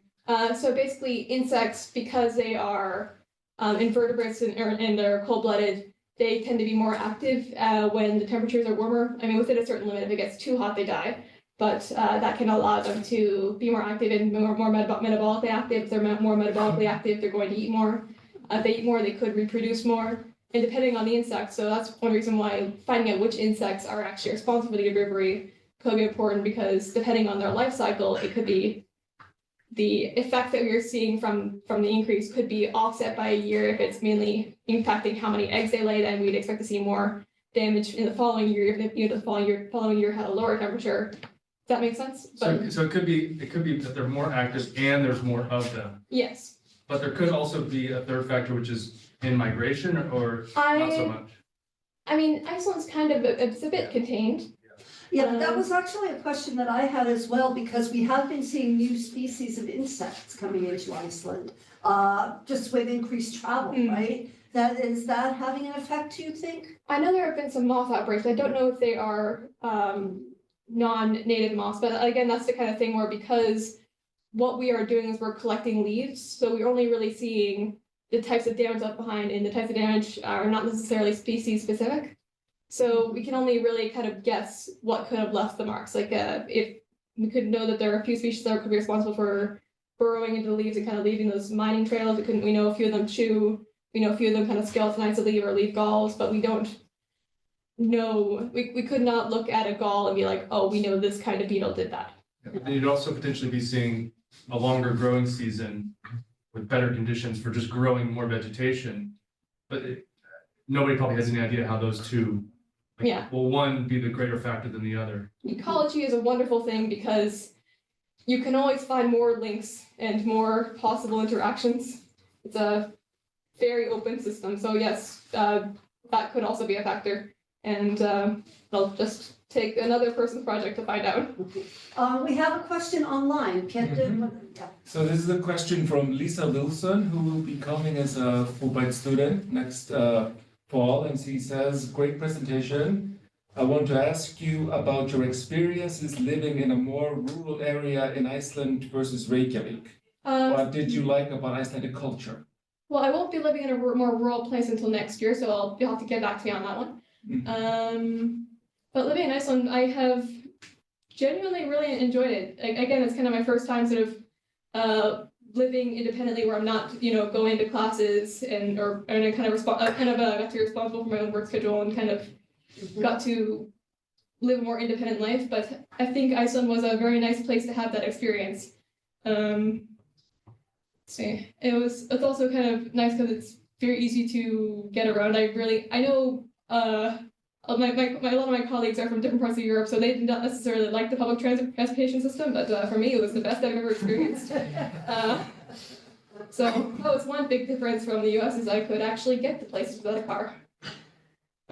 I saw someone there, Just, I know it sounds like it's a difficult thing to do, but of the species that like to eat some of these plants? Like, are they beetles? Are these moths? I mean, the one thing I can confirm is I did find a dead caterpillar and a chrysalis that did hatch into a moth that died immediately because it was under tape. So I know there are moths at least. And based on kind of the silk wrapping I found on some of the leaves, that also kind of indicates moth. And I think there were also other papers or other presentations at the conferences that were about moth outbreaks. So moths are definitely a thing. Any other questions? I could say I have a raspberry shrub in my garden at home, Yeah. and for 2 years, it was just completely like all the leaves disappeared, they was eaten, then you'd see these tiny little like worm-like things on them. And we didn't know what to do because we didn't want to use a pesticide. And then all of a sudden it stopped and I have no idea why, so. And now that last year the raspberry bush was, had plenty of leaves and everything, so Yeah. I don't know. If they're very like a Yeah. 2-year cycle. Ah, we have another question here. Yes, another question from a future Fulbrighter, from Jack Ivy. He says, awesome work.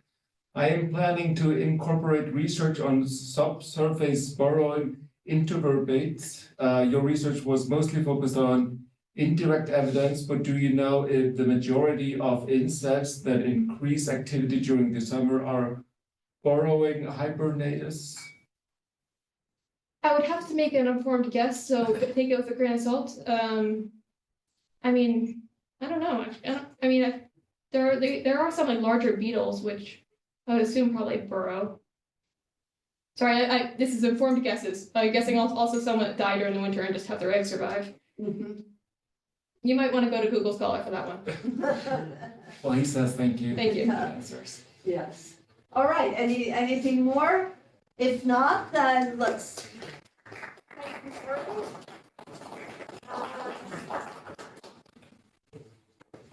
Before you go back to your seat, I want to give you your Fulbright gift and your Fulbright Iceland pin. Thank you. I'll also get my water bottle. Yes. There you go. Thank you. Welcome. All right, off to a good start with that one for our first, or for our second session. So, now we're going to move on to 3 of our Fulbright-NSF Arctic Fellows. They're on joint Fulbright-NSF grants to conduct Arctic-related research. And first up is Daison Weedop, who comes to us from the University of Maine. He spent the academic year in Söderkrokur and Hålar up in the Northwest, working on an independent research project on one of my favorite fish, the Arctic Charr. Hosted by Hålar University. So we love to get perspectives from outside of the capital area. So please tell us all about your life and learning in the Northwest.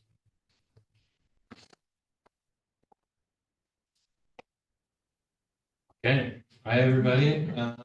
If I go a little bit over time, you can tell me and Yeah, I'll I'll just. be waving at you. Okay. But yeah, like Belinda said, my name is Daison Weedop. I would call myself a wildlife ecologist, and I came here to Iceland to study Arctic Charr and the food webs that they are a part of. And first, I'd like to go through an overview of my talk. First, I'll talk about my project where I studied fish diets, the invertebrates in the study, or the systems that we studied, and then some next steps for the project, and then also my own personal development and the cultural engagement that I got to be a part of while I was here. The growth and surprise that I went through during my time in Iceland, and the connections that I've made while I've been here, and how I'll be maintaining those in the future. But first, I'd like to start with some background on food webs. So food webs, they're a concept that have been around for years and years, and they are really important for understanding how ecosystems,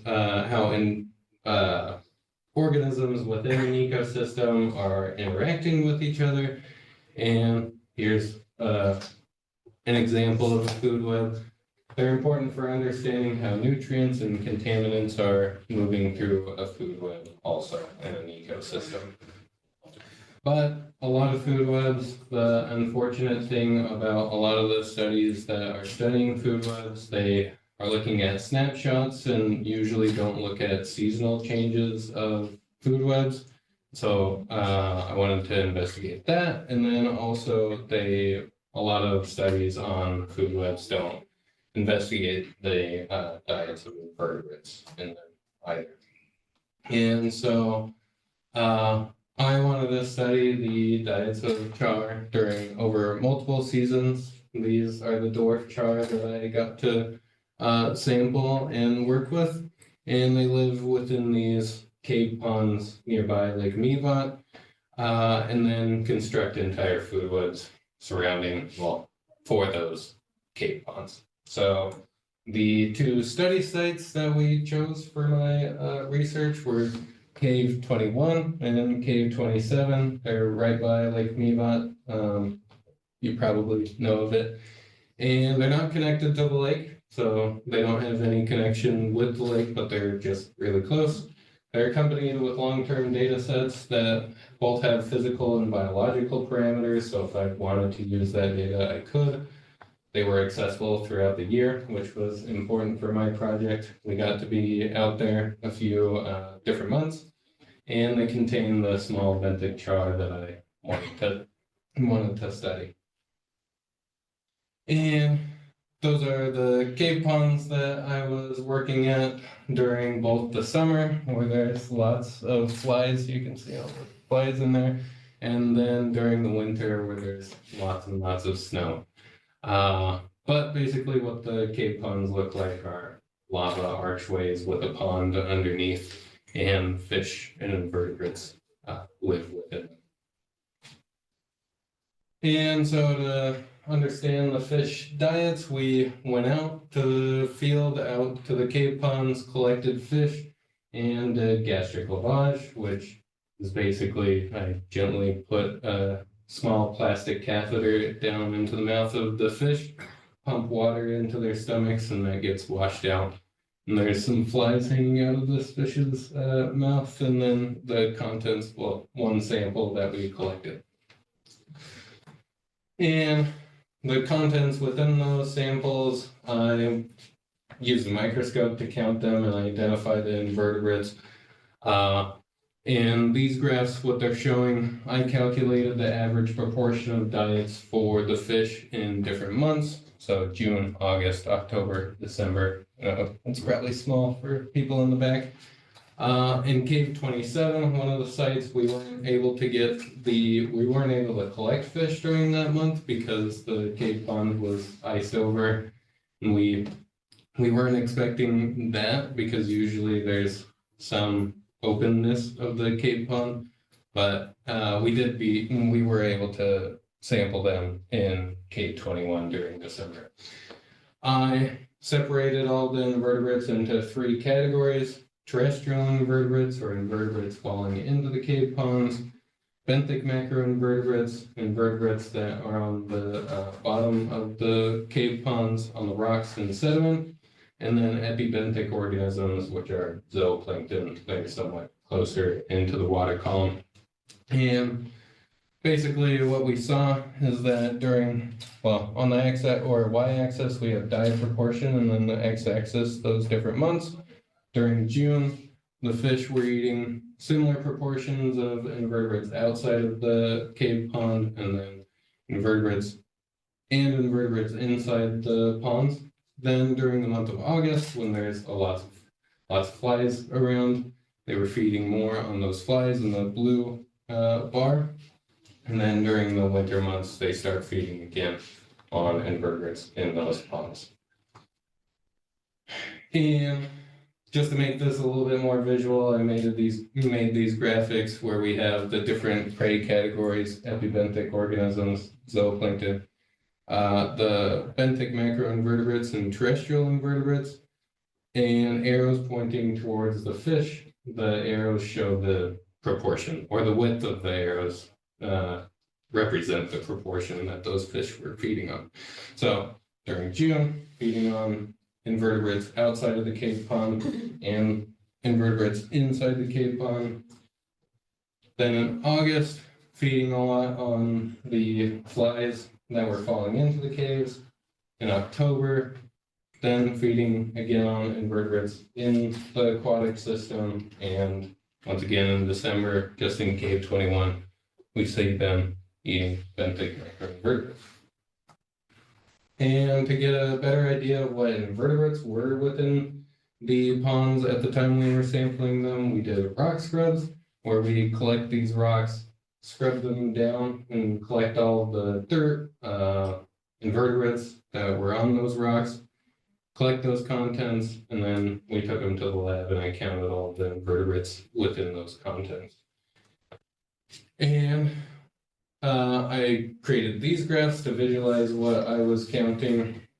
And this on the y-axis has the mean number of individuals that we estimated per 100 square centimeters of surface area. And to summarize it quickly, you can see chironomids, which is a fly family. They, in the blue bar, were quite abundant in cave 21 and 27. Copepods and cladocerans, zooplankton, they were also abundant. Green and pink, you can see them in the green and pink bars. And nematodes in cave 27, they were also another abundant taxa of invertebrates that we found. And then to further our understanding of what invertebrates were in the caves, we collected eDNA samples. eDNA is short for environmental DNA, and as invertebrates and animals go throughout the world, they're shedding off DNA into the environment. In our case, it's into the water, and so we collected water samples, which have those pieces of DNA, filtered them in these filters. Then that DNA gets collected in those filters. DNA within those filters were extracted by me in the lab, and then were sent off to a lab to be analyzed for matching up taxa, invertebrate taxa to the DNA pieces in those filter samples. And we were only able to analyze the samples that we collected during October and December, because when we sent off the samples to the lab, there was some miscommunication, and they looked at the bacterial DNA in the samples and not the invertebrate DNA. And so but we had enough DNA to do it again for the October and December samples. So I still was able to get that analysis done. We found in both cave sites 63 different species of invertebrates within those sites. And in cave 21, the top 10 families of invertebrates were lumbricid, simuliid, bidionid, chironomids, cyclopids, phalangiid, reduviid, limnophelid, tipulids, and native. So different taxa of flies and spiders, hemiptera, trichoptera, and oligochaetes, or worms. And then in cave 27, simulid. These are the black flies, which are all over the place nearby Lake Mevat. Polyniid, coliferid, chironomids, luminiid, phalangiid, reduviid, tipulids, neelid, and native. So once again, worms, flies, spiders, hemiptera, and the springtail family also was detected in those samples. And so now we have data on what the fish were feeding on during those different seasons. We have a better understanding of what invertebrates are within those cave ponds. And now it's time for me to start beginning to investigate more on what the invertebrates are consuming. And Kimi and Björni, my host advisors, they're going to continue sampling eDNA, water samples, and stomach pumping the fish that I was at the sites that I was studying. So I'm glad that I was able to kind of impact the way that they're doing their long-term sampling. And now I'll go into some of my personal development. I took Icelandic courses. I took 2 of them, so got to learn more about the language. That was a lot of fun with me in the Icelandic course. Also learned what it was like to be an outsider, somebody from a different country living in, a country where they're not from. Most of this was just me miscommunicating with people, cashiers at the grocery store, and maybe even colleagues. I got to exchange sports with the community I was with. I taught them American football, which was a lot of fun because most of them had no idea how to play the game. So I had to teach most of them how to play it. And then I got to play Bondi with them, floor hockey, basically, and we played that a lot. I do feel like I became a part of the community there. We had Thanksgiving dinner with each other, played sports. We celebrated also some Icelandic celebrations. I was actually talking about Thorblad. That was a lot of fun. So, and then family also came along. Here's Audrey. She's here in the audience. My girlfriend. She got to experience 6 months of being in Iceland. And my parents also got to come and experience Iceland too. And the connections that I made while I was here, I think they're really important because Arctic char, they're circumpolar species, so you can see their distribution here. And they span across multiple different countries. So I think it's really important for people in those different countries to talk to each other about the species for conservation. I've been really fortunate to be able to work with them in Alaska, Maine, and now in Iceland. And so hopefully, I get to make my way around and try to make connections with people from all those different countries. I'm trying to get UMaine to work a little bit more with OLAR University. They do similar work on Arctic char in Maine and here.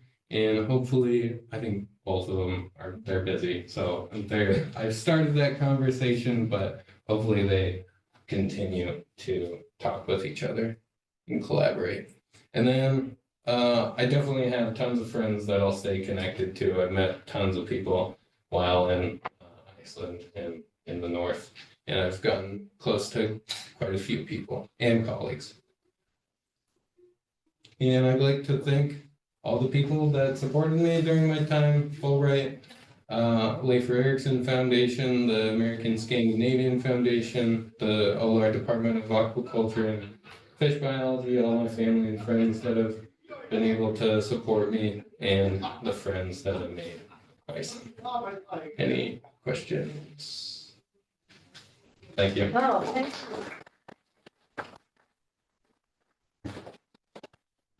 Yeah, I was gonna say, it's almost certain that those little cave lakes are connected underground. Yeah.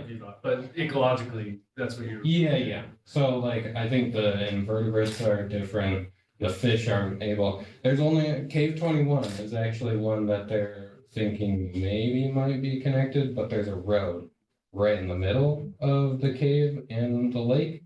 And so it might be connected, but probably not. And I was wondering, where did you work in the Brooks Range? Oh, well, I worked just above north of the Brooks Range at Tulip Field Station. Oh, yeah, I knew so. Yeah, that was really fun too. That was a good experience. Yeah. Why cave char? I was really interested. Well, to be honest, I didn't know about them before talking to Cami and Björni, but I was really interested in Arctic char because they are so diverse and they have different life histories in these different areas.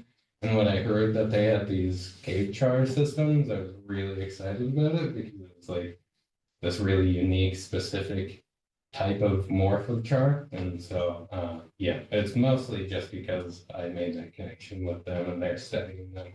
But yeah, I was really glad it's a unique system. So really glad to work there. Yeah, Emily? how many fish did you sample at one time? Yeah, so during the summer, we were able to get out there two times for June and then 2 times during August and then October and December. And there were less fish, so to sample. So in December, actually, I was only able to capture 3 fish, which is kind of sad, but I was glad that we at least got samples. But then during the months of June and August, there were around like 20 per cave. So we're able, or I think actually it was more like 30 for June and August. So like 60 or so. It's really hard. The nice thing about those caves is that the populations are really small. I think one of the grads or the postdocs, he estimated 100 Charr in just those. So like 30 of them would be a good proportion of the population. So, yeah. Well, I'm glad to hear that you're working on creating those connections between HOLAR and the University of Maine. I'm actually going to Maine later this month, and so I'll be up there and I'll be sure to mention that when I go up to Oregon. Yeah. Any more? Yeah, sure. Yeah, I was wondering, see, I'm from North, partially, and we actually own a farm in very close to Harvard University. Okay. But you were stationed in Södertälje.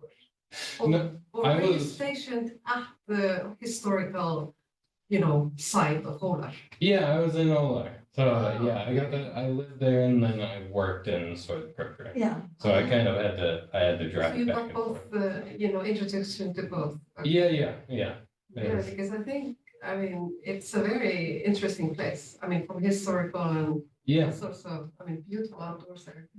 Yeah, I think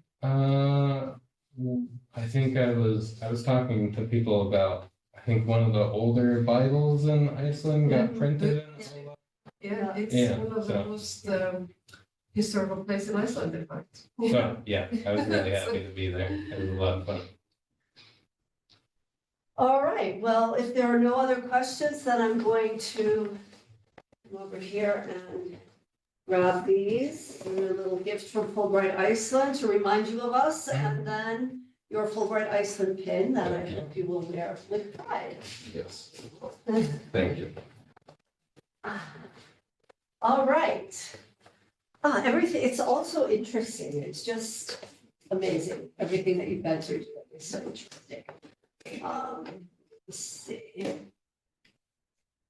So, yes, now we're going to move on to Fulbright-NSF Arctic Fellow Emily Herbert, who's also been stationed in the north of Iceland, but she's been in the northern capital, Akureyri. She's a PhD student in material sciences and engineering at Drexel, Philadelphia, and has spent a lot of her time in the labs at the University of Akureyri. I'm sure that she's going to be able to explain this much better than I can. I'm not even going to try to pronounce this word, so I'm just going to leave it to Emily. Let's see. Yeah, there we go.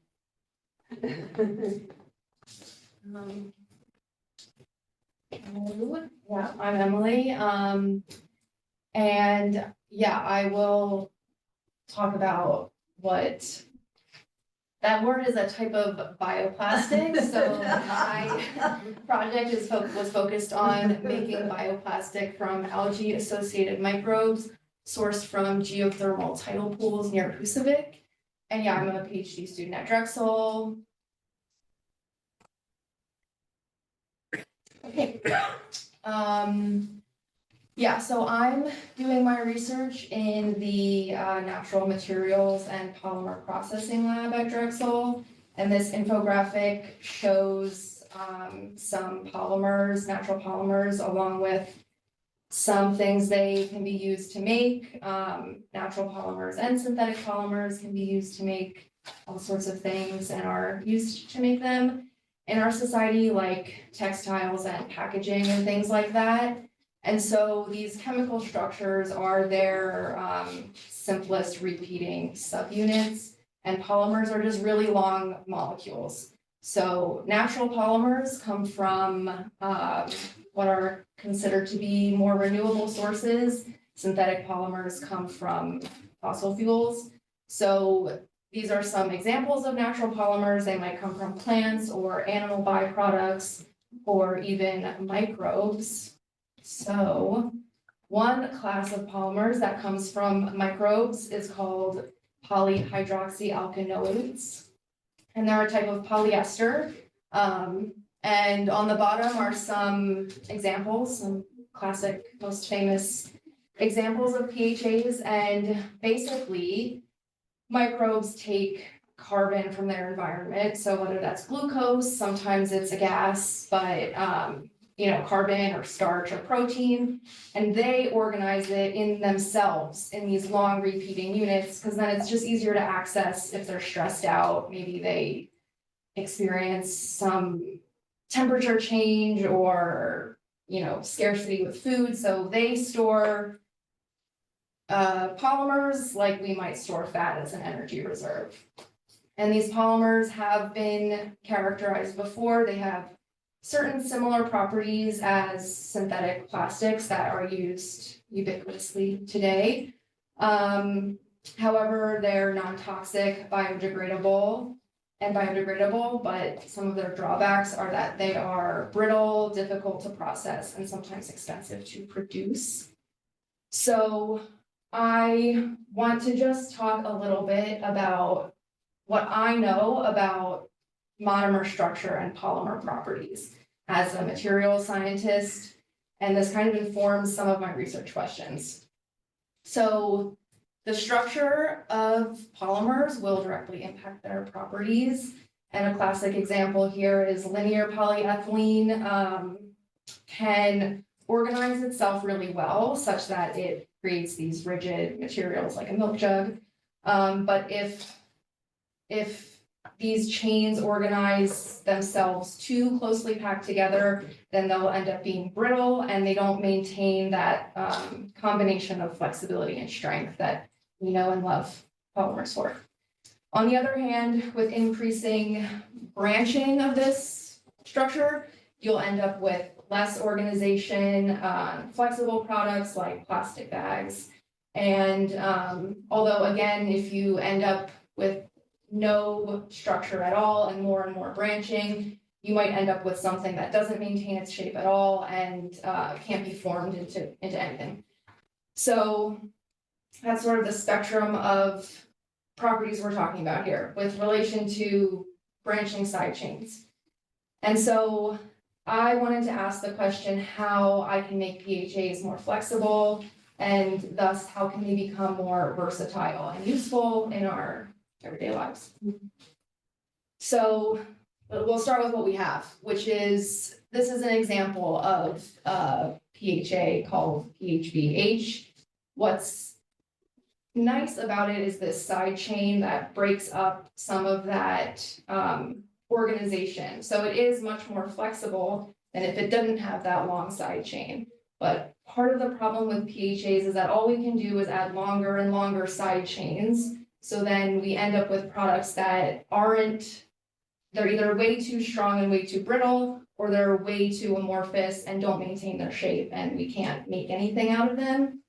So in a perfect, if I could just draw up a polymer and it would exist, I would want it to include more of these smaller side chains that are showing up along the backbone. And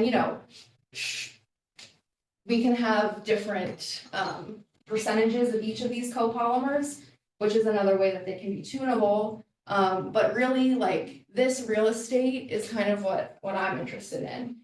And so I know how to do stuff with polymers, but I've never synthesized a polymer before. So that's why I came here to work in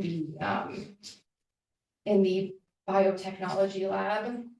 So the way I approach this is by looking at the starting materials that these microbes work with. And so you can kind of see that these linear, they're just like one chain, they get incorporated into structures like this. So I want to give them these branching things and see what they can do with that. But first, I had to get my hands on some microbes. And so I did that by going to Husavik, which is on this map here. And I took samples from these geothermal tidal pools, so they have varying temperatures and salinities because they're tidal pools.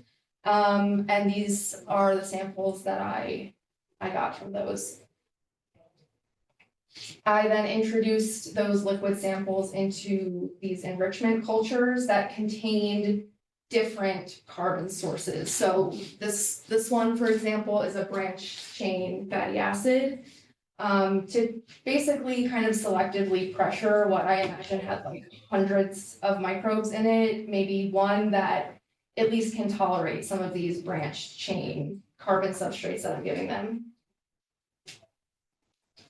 That liquid was then transferred to solid media, such that I could see what was going on, could see what was growing, so that I could isolate them. And this isolation is important because I want to characterize these bacteria, and I can't do it if they're all together. So I ended up with like 150 isolated microbes that I then wanted to check to see if they accumulated PHAs. So I did that with a qualitatively first with the Sudan plaque staining, and you can see like some have a negative staining, some are a weak positive, and some are a much stronger positive. But then I also quantified the amount of PHAs present as a function of glucose concentration.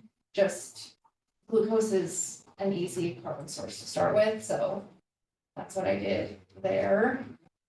And then during this process, like I worked with these plates a lot because I changed their media. I changed the carbon to nitrogen ratio. I looked at the different temperatures to see what conditions made them the happiest, as in, did they grow, how much did they grow, did they produce these polymers, these PHAs, and how much, such that I could pick my favorites and extract the PHAs. Doing it at this scale, yeah, I wanted to make sure that the bacteria I were choosing were good candidates for bioplastic production. So I grew them up at a 2.5 liter scale in their media that, according to that smaller scale, made them produce PHAs. And the next steps were basically to just separate cell mass from liquid. So I changed the pH to make the cells fall to the bottom, and I decanted the liquid on top. I then centrifuged the remaining kind of slurry at the bottom of that container, and then I freeze dried those to remove any and all liquid from the cell mass. And then finally, I used a continuous oxalate extraction method using chloroform to extract the polymer, and all that's left now is characterizing it. And not only that, but making media. This image might seem like it's a bit much, but I'll tell you, it's a little annoying to make the media that I'm making, so I'm protective of it. So that's why it's there, because what I'm doing now in the lab is actually making this specialized media with those branched chain fatty acids to hopefully get some kind of different polymer that we haven't really seen before. But I do need to use some instruments back home to do that, so stay tuned on the structure of these polymers. I can keep you all posted on that. And then the next steps for the field as a whole, I guess, are just to continue to explore the different types of PHAs that can be made in general.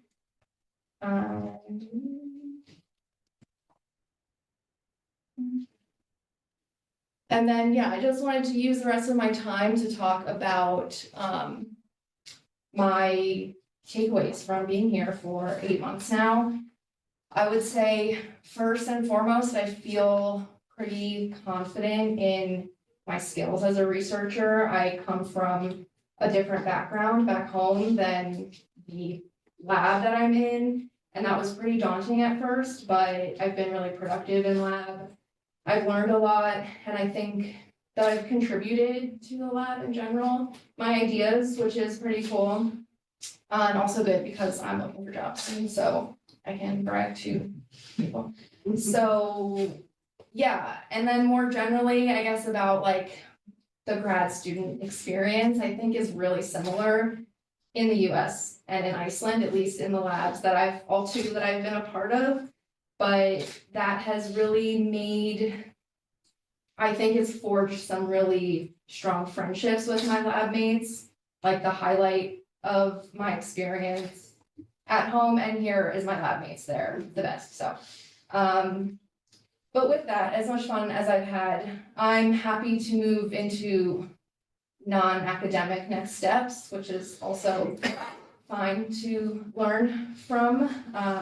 But yeah, I think the similarities just confirmed that for me between the US and here. And then further, yeah, I mean, I've traveled a decent amount. I've been humbled by the weather in Iceland. I've had to turn around a couple times, and doesn't feel amazing, but it's okay because weather can change and that's fine. And I've also done a lot of solo travel, like probably the most I've done in my life. And that's been also, outside of my comfort zone, but really fun and definitely something I'll take with me back home or wherever I travel to. So yeah, these are just some photos from my time here. And lastly, I just want to acknowledge my advisor back home, Dr. Schauer, and my advisor here, Dr. Scully, and again, just like shout out to my lab mates. And yeah, for my funding throughout the years with the special mention of Fulbright for funding this research project. That's all I got.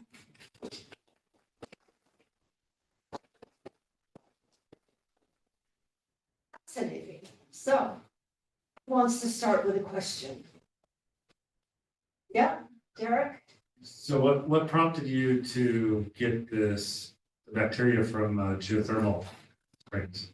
Yeah, so I don't know much about the environmental bacteria side of things, but I do know that, if bacteria are being subjected to kind of varying conditions, whether it's salinity or temperature, they're probably more likely to have a solid energy reserve system in place. That's pretty much the motivation as well as I can explain it. So tidal pools have that.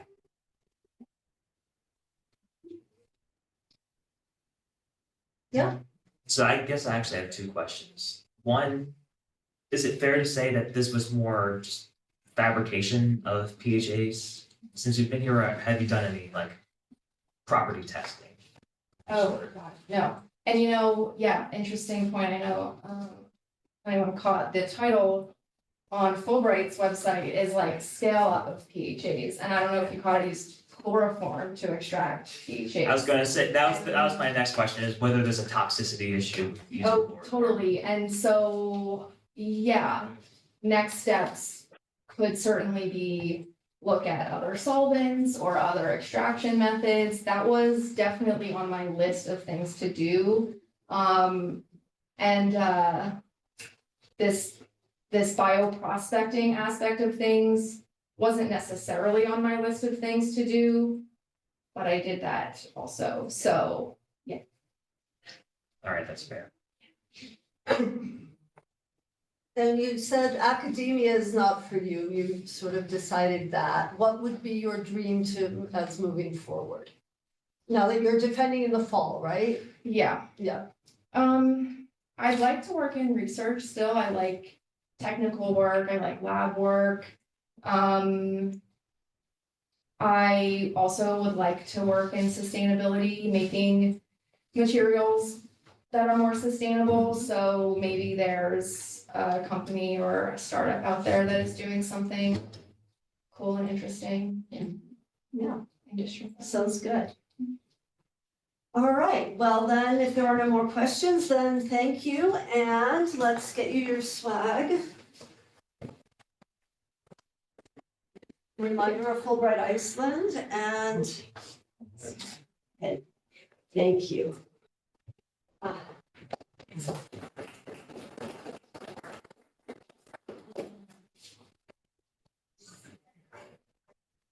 Yes, okay. So we have one more fellow before our second break. So Andy comes as PhD candidate in sustainable engineering from Villanova in Pennsylvania, and actually defended, right, while you were here Defended in back in Iceland, December. right? So congratulations on that. And he's been working with a mentor from the University of Iceland, researching ways to use geothermal waste heat to create microclimate for crop production. Very exciting. So tell us all about your Fulbright year, Andy. Thanks for the introduction, Belinda. Hello, everyone. Hello to everyone tuning in over Zoom as well. As Belinda already mentioned, I come from a renewable energy engineering background from Villanova, and I also have an interest in agriculture, so this project was an opportunity for me to merge those two fields together in order to assess the feasibility of biomimetic microclimates using geothermal waste heat. So I think it's appropriate to start off with a nice visual of what motivated me to pursue this project. So here is what's known as the Bryn Mawr Farmers Market. It's a small municipality outside of the city of Philadelphia. And you can see just the variety of different vendors that offer various products and all the people who come out in order to support them. So there's this community that forms even, in a rather, suburban area. So my thoughts here was, how do we make this a reality in Iceland? Sure, there are Christmas markets, but how can we make this more large scale around the country? So I have a rather packed agenda, so I think it's just best just get right into it. So everybody knows food here is quite expensive. In fact, it accounts for about 12 to 16% of household expenditure here in Iceland. And according to the EU, in terms of food price index, which is just a measure of how expensive food is, Iceland is ranked third just behind Norway and Switzerland. So this is a huge driver to try and increase the agricultural capacity for the island in order to offset these imports that are driving these numbers.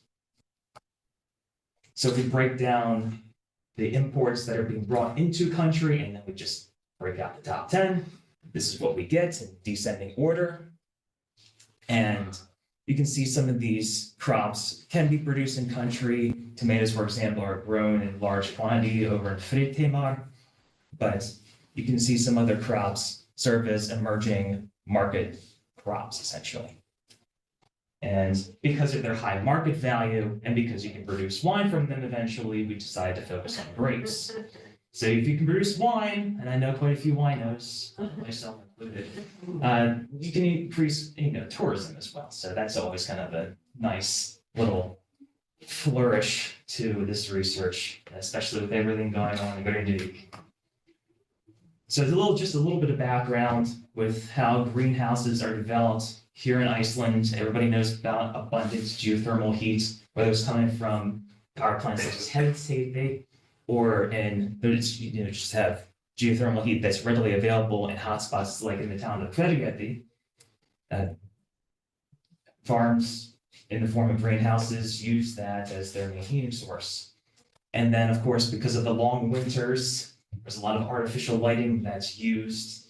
I'm sure Annesley and Christine could probably speak a little bit more to this than I can at this point, since they actually did a whole LCA for Fritemar. But in general, these lighting systems are operated around 17 hours per day during the winter, and that has a toll on electricity consumption. Of course, it contributes to light pollution. And you can see here the actual toll on energy expenditure, both from just a lighting perspective as well as ancillary uses such as irrigation so on. And this trend is also increasing over time. And because of this increase, there's a potential risk to energy security. Which brings us to this slide, because if we couple the increase in energy consumption in the agricultural sector with increasing energy consumption over other sectors, we can see that somewhere in the range of 2030 to 2035, it's possible for Iceland to surpass its 2022 generation capacity according to Orkustofnun's statistics that they had released. And so this is a major driver for the early adoption of energy efficiency measures, especially in agriculture, as relates to this project, of course. So this is the type of system that we were considering for this project. It can be broken down into its modes of operation based on season. So obviously, especially for days like today, now that the sun is out, there's theoretically a lot of sunlight that can be used in order to provide lighting requirements within this greenhouse space. And then we would rely on a dimmable lighting system during the winter in order to try and mimic conditions based on whatever reference environment we're trying to mimic based on whichever crops we want to produce. And then the actual heating part comes from waste heat that's coming from local households in the form of 40°C hot water that provides heating technically to the soil. And then you can see just the modes of heat transfer here. I'm not going to really explain them unless people want me to, but this provides heating and humidification to the airspace as a result of certain mechanisms such as evaporation, for example.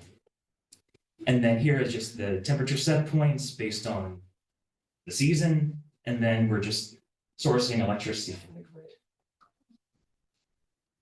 So a lot of this, in contrast to a lot of the presentations for today, this project is a little bit more computational. So I use the MATLAB environment to develop a computational model, assessing greenhouse performance based on a variety of different inputs, including historical climate data, certain thermal properties for the types of materials that are being used, as well as just general dimensions and equipment specifications for what can be used for the bill of material for the greenhouse that we're trying to design here. And then ultimately what we're outputting is the annual heating and electricity consumption, as well as providing some state estimation in terms of air temperature, soil temperature, and relative humidity. So in the interest of time, I just want to sort of mention again that there are a variety of input variables that can be used to inform the model.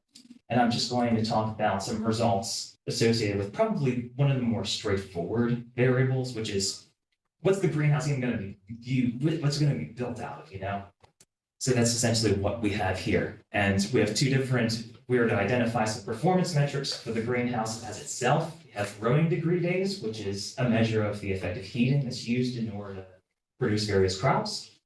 And then we have sun hours as well, which is a measure that's used for assessing whether or not we have adequate light for producing those crops. And we can see here that regardless of whichever material we use for developing the greenhouse structure, we're able to meet target requirements based on our reference environment, which in our case, we're trying to grow Concord grapes. So Concord, Massachusetts is our reference environment that's informing these targets for both growing degree days and for daily sun hours within the greenhouse.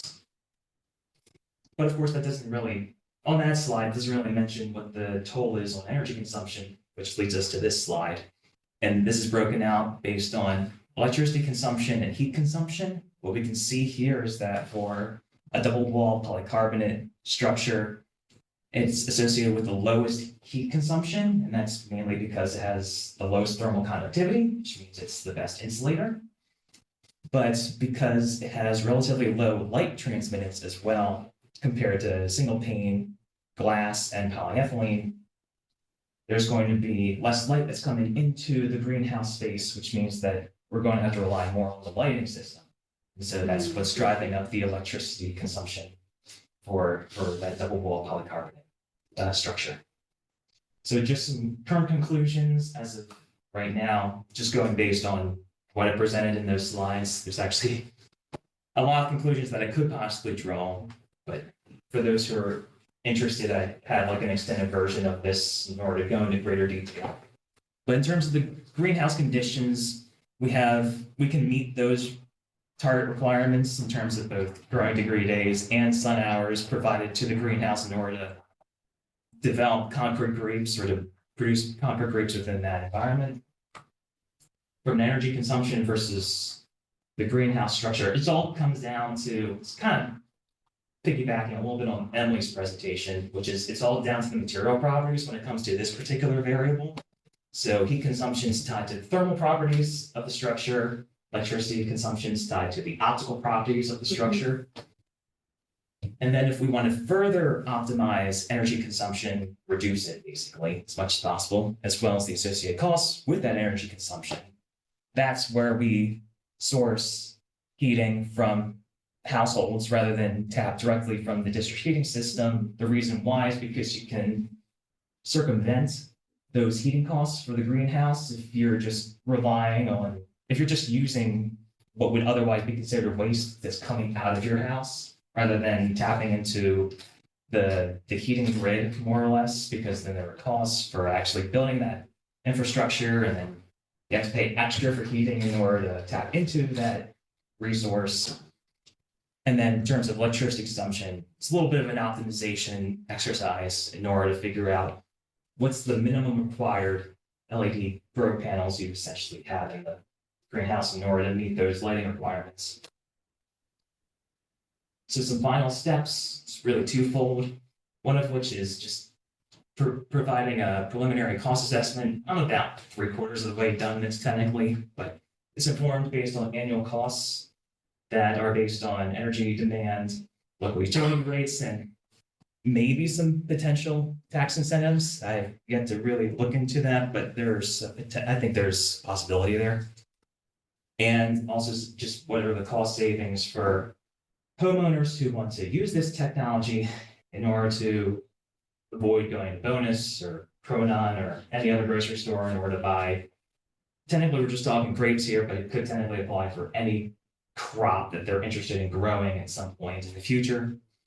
And then we're also interested in figuring out what the direct energy related embodied emissions are, just to help build that triple bottom line. If we're talking people, planet, and profit, well, then the cost savings. So I guess the triple P structure kind of falls to the wayside. But either way, you have that triple bottom line when we have some emission savings tied to this work as well.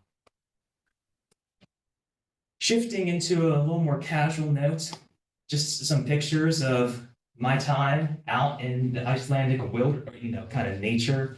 So I did some day hikes at Ulfarsfell and Esjan, and then also had some fun trips with friends and family. So Reykjadalur, this is my dad and I at Thingvellir, technically in front of Uppsala. And then my mom and I traveling the south coast in the dead of winter. It was about 0 degrees Fahrenheit when I was out here petting this horse. And you can really tell by the look on my face at Theriault just how miserably windy it was that day. It was just a real smack in the face. But it was a good time overall. I think I enjoyed my time here in Iceland. With that, I'd like to thank the Fulbright Commission for allowing me this opportunity to research over here. And I want to thank my fellow Fulbrighters as well for making this experience more enriching. And I want to thank my University of Iceland contacts as well. Runar was technically my advisor out of mechanical engineering at the university. And then the rest who are listed are fellow PhD colleagues of mine at Howie. And yeah, they also made it a little bit more of a friendly atmosphere whenever I was going into the office. With that, I'd like to thank you all for your time, and I'll happily open it up for questions.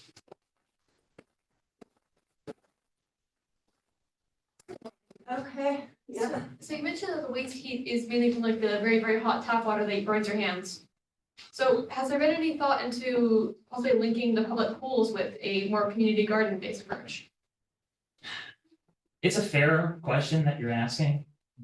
I think the hesitation I have is that you would probably, the temperature, the inlet temperature for the swimming pools is about the same temperature as what you're essentially, what we're trying to use for these greenhouses. So you're almost kind of like double dipping into the same resource, because it's all a matter of like how much heat you have left in the water, right? So I think they would almost be competing with one another. Now, if you were to,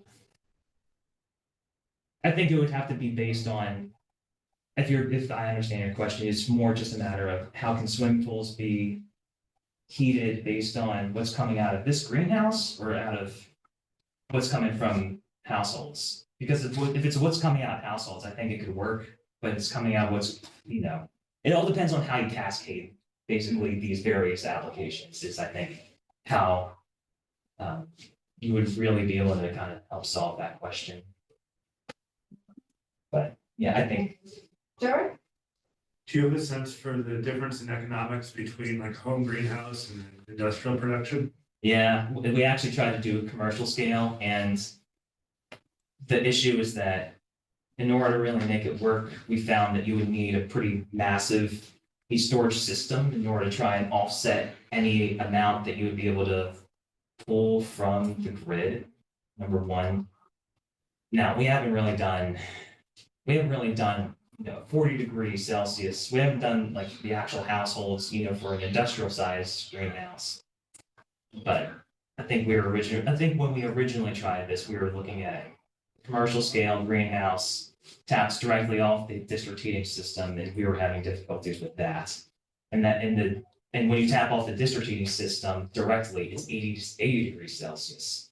So when you're using a lower quality heat source, like what we're using here at 40 degrees Celsius, I think it would be a little challenging, essentially. So you're saying it's better, it's cheaper. It's better to do a bottom-up approach, to be honest, for this very reason. So yeah, it completely changed. It's almost like if I were to use an analogy for energy and agriculture, instead of it being distributed energy resources, it's like distributed farming resources for what we're trying to get at here. I think in the end, even though they consume energy, so technically it could be a distributed energy resources type project in the end, especially if we start introducing any type of integrated energy generation components. Like I was thinking, kind of defeats the purpose during the summer, but maybe using some kind of like semi-transparent solar panels to act as the rooting material in order to generate electricity. But then the question becomes, okay, well, the winter hits, you have to store that electricity. How are you going to do that? And so you'd have to come up with some other mode of generation. Possibly wind could work, but then you have to make sure that the type of generator that you use isn't going to crap out during the high wind speeds that we experience during the winter. So I have no idea if this is a stupid question, but could you store heat underground and use like a heat pump in the winter?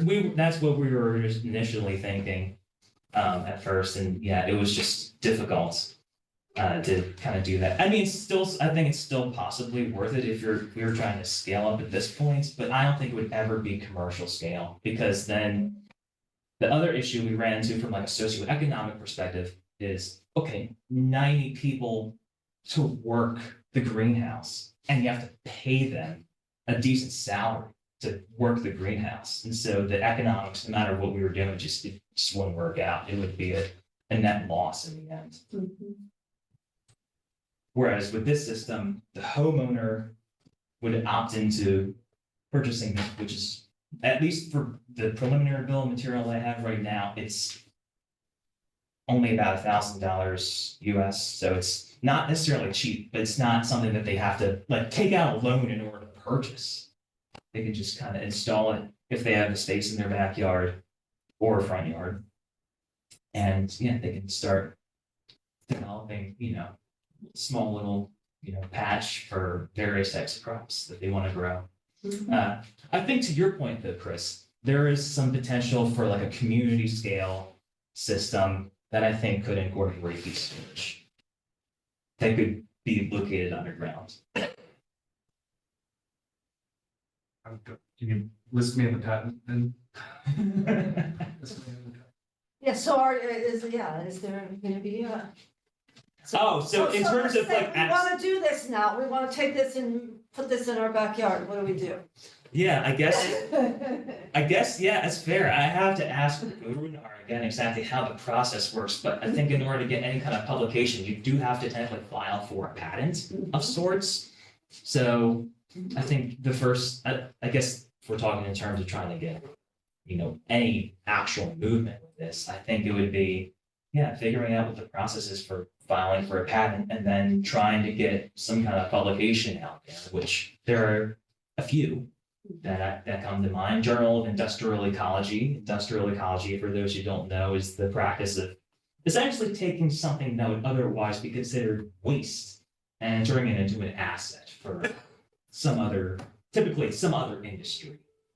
Kalundborg, which is a small municipality in Denmark, kind of has a whole industrial complex that uses this whole principle of industrial ecology. So I think it's quite appropriate that Iceland, another Scandinavian country, kind of adopts that same type of principle for an agricultural scene that is trying to expand. Great, okay, well, thank you, and I want to, All right, so welcome to our third session of our Fulbright Forum today. Or welcome back if you were with us earlier this afternoon. So we've already heard from a few of our Arctic fellows, but as many of you may know, the Commission has built up a pretty impressive Arctic program in cooperation with partners in the field. And one of our partners is the National Science Foundation in the US, with whom the Commission has a unique relationship to bring US scholars and fellows to Iceland to conduct research, both in natural and social sciences. And we're going to now continue to shine the spotlight on our Fulbright-NSF Arctic researchers. And the first speaker in this final session is Garrison Gerard, whose work in environmental studies and music composition. And Garrison applied as a PhD candidate at the University of North Texas and just defended, I think, right? You just defended your thesis before arriving in Iceland. So he's hosted by the University of Iceland's Hornafjörður Research Center, where he's doing research on the Arctic soundscapes. And I'm going to let him take over and tell us all about it. Here we go. All right, well, thank you so much, Belinda, and hi everyone, my name is Garrison Gerard, and I'm going to walk through some of the work that we've been doing, looking at the soundscapes, looking at this acoustic ecology research. The idea of this is using sound to investigate elements of natural ecosystems, whether that be how they're changing or even just the way that they exist currently. So I'm going to talk a little bit about the surveys that we've done, some of the results that we've got from it.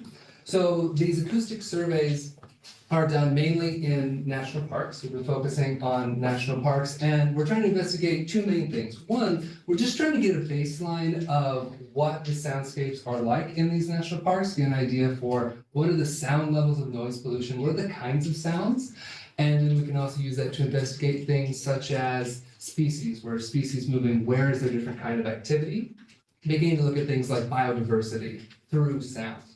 And then also, because of the extreme amount of tourism in Iceland, we're trying to use this as a way to look at what is the impact of human-produced noise in these spaces? How is it interacting with biologic activity? And so many times, sound can be kind of a leading indicator, right? Like if we look at a logged forest, it can look visually like it's being replanted perfectly, but acoustically, it's still decimated, right?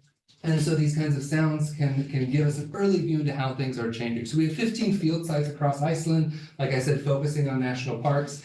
And this main part of it, using these smaller recorders called audio moths, they record once every 5 minutes, which when we're recording over a long period of time can give us a really nice average. These are where we had all the recording sites. You can see they're focused on the national parks. we had, 7 or 8 field sites between Snæfellsjökull and Þingvellir, and then focusing on the southern area of Jökull. And if we look here, I just want to give you kind of a view or kind of an idea of some of the places where we had these placed across the country. It's going to catch up here in a second.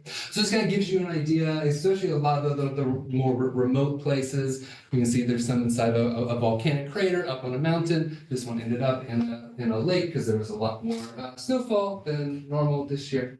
So that was very fun. And it also opened a lot of opportunities for collaboration. This is the Saunders Eye Field Station. It was a collaboration with the Swedish Embassy in Iceland and the University of Iceland. And so they incorporated audio recording in their setup. And they're also, they're looking at the temperature in DVI, lots of different measurements out there at Jökull. So what did we get from all these recordings? So one thing that we have is we just have the recordings, right? Like this is an enormous repository of information that we can share and have of what Iceland really sounded like during this time. But there's some data that we can get from this as well. So one thing that we can look at is I'm going to kind of zoom into some of these specific areas where we were recording close to and far away from human activity. So this is at Skaftafell, and there's 3 recording sites, one down here and 2 up here. And the brightness of the image here is a combination of the amount of biologic activity and the number of bird species that were captured in each of these areas. So we see some obvious things, the things you would expect, that closer to where there is driving, highways, human activity, and people walking, lower activity.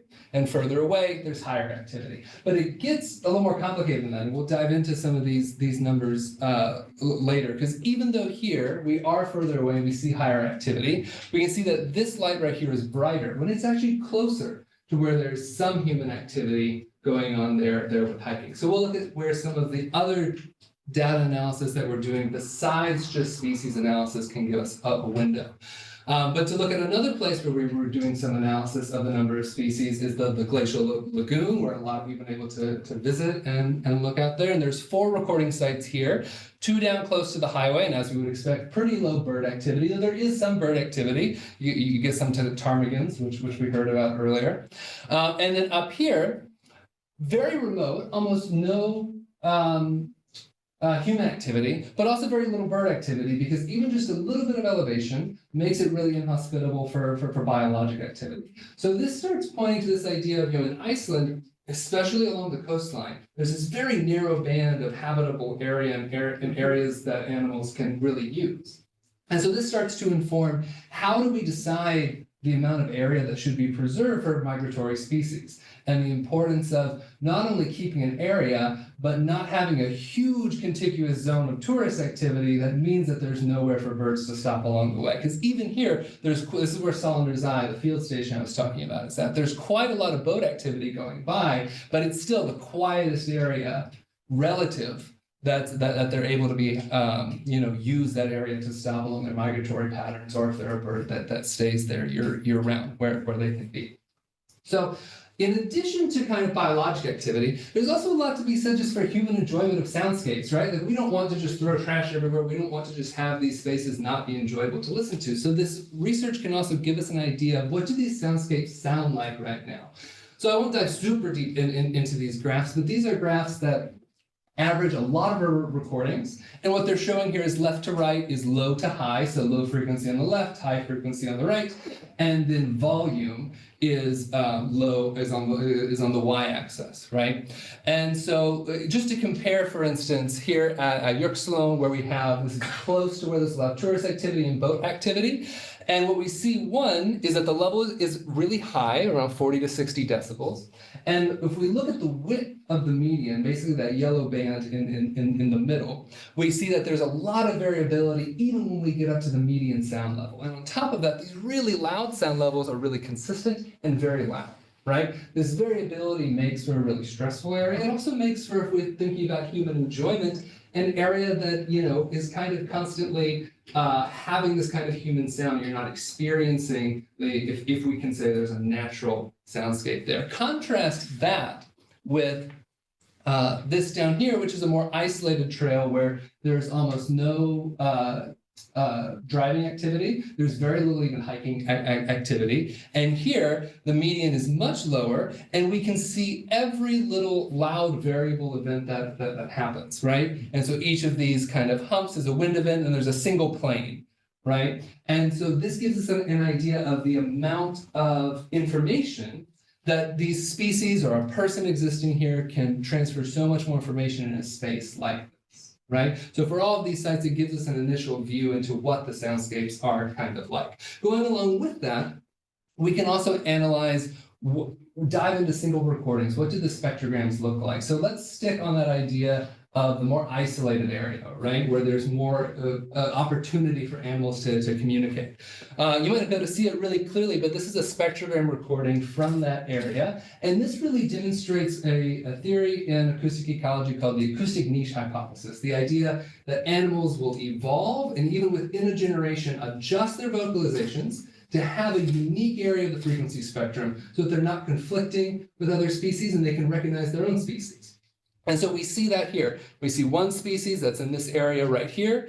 The higher frequency band, there's this one bird that's communicating right there, and there's at least one more species that's up here in this higher band.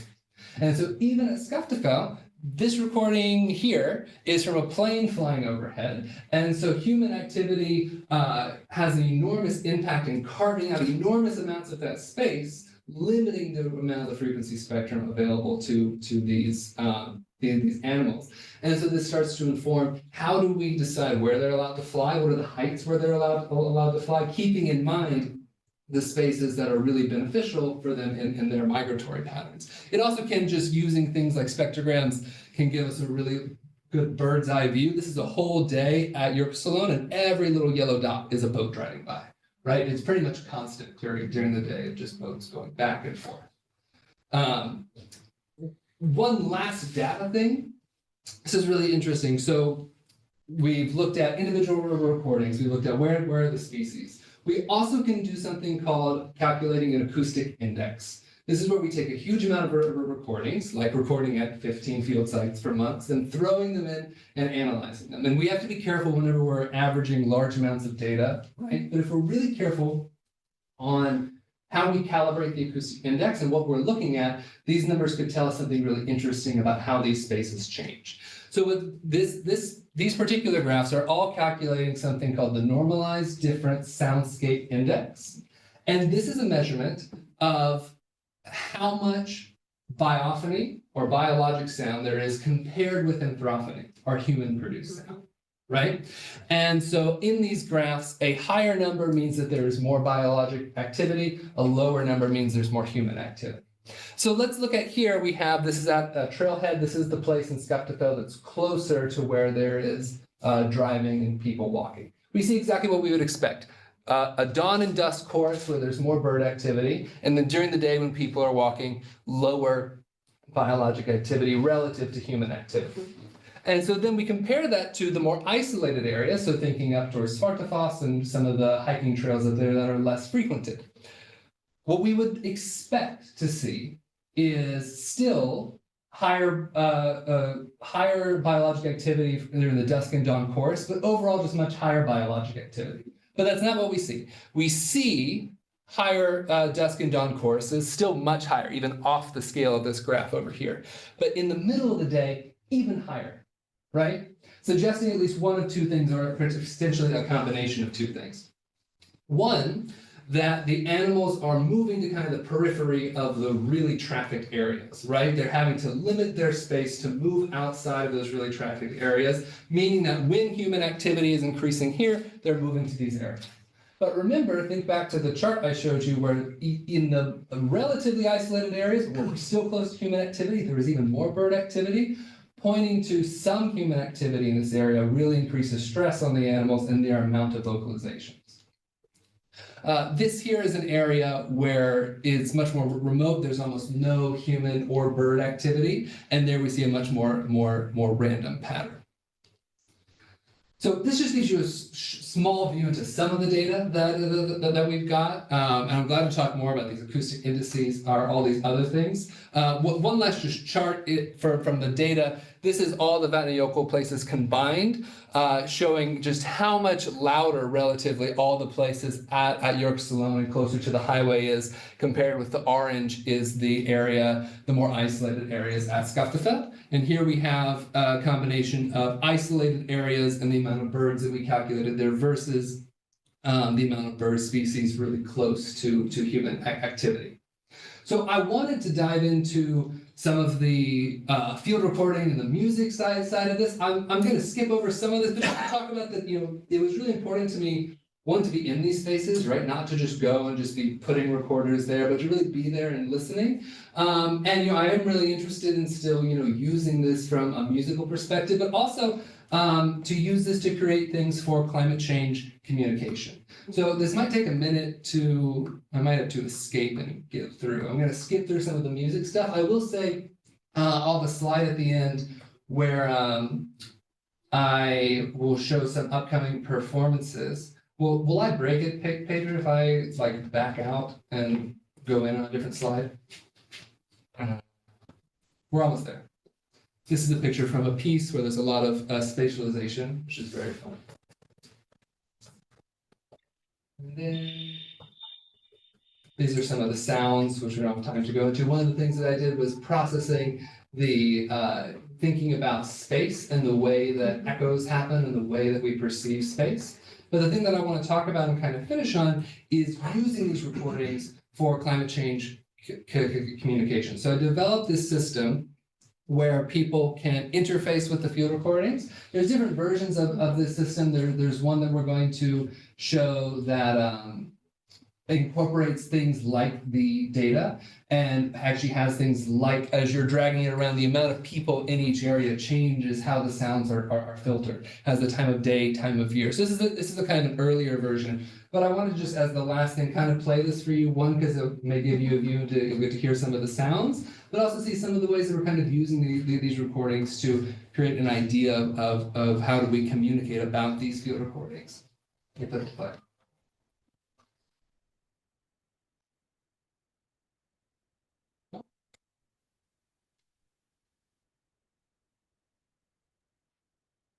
Well, it might not work.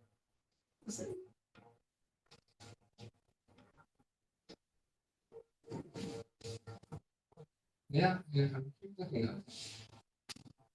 Right?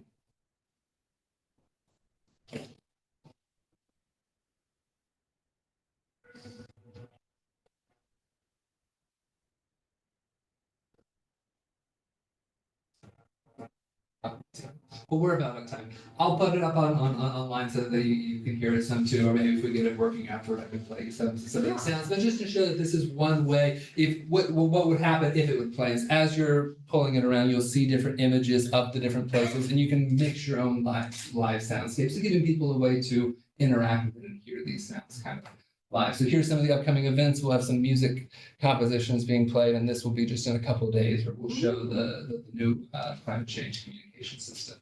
So yeah, I know that was a lot really quickly, so thanks for bearing with us with the technical issues, but yeah, any questions or thoughts or anything? Let's try.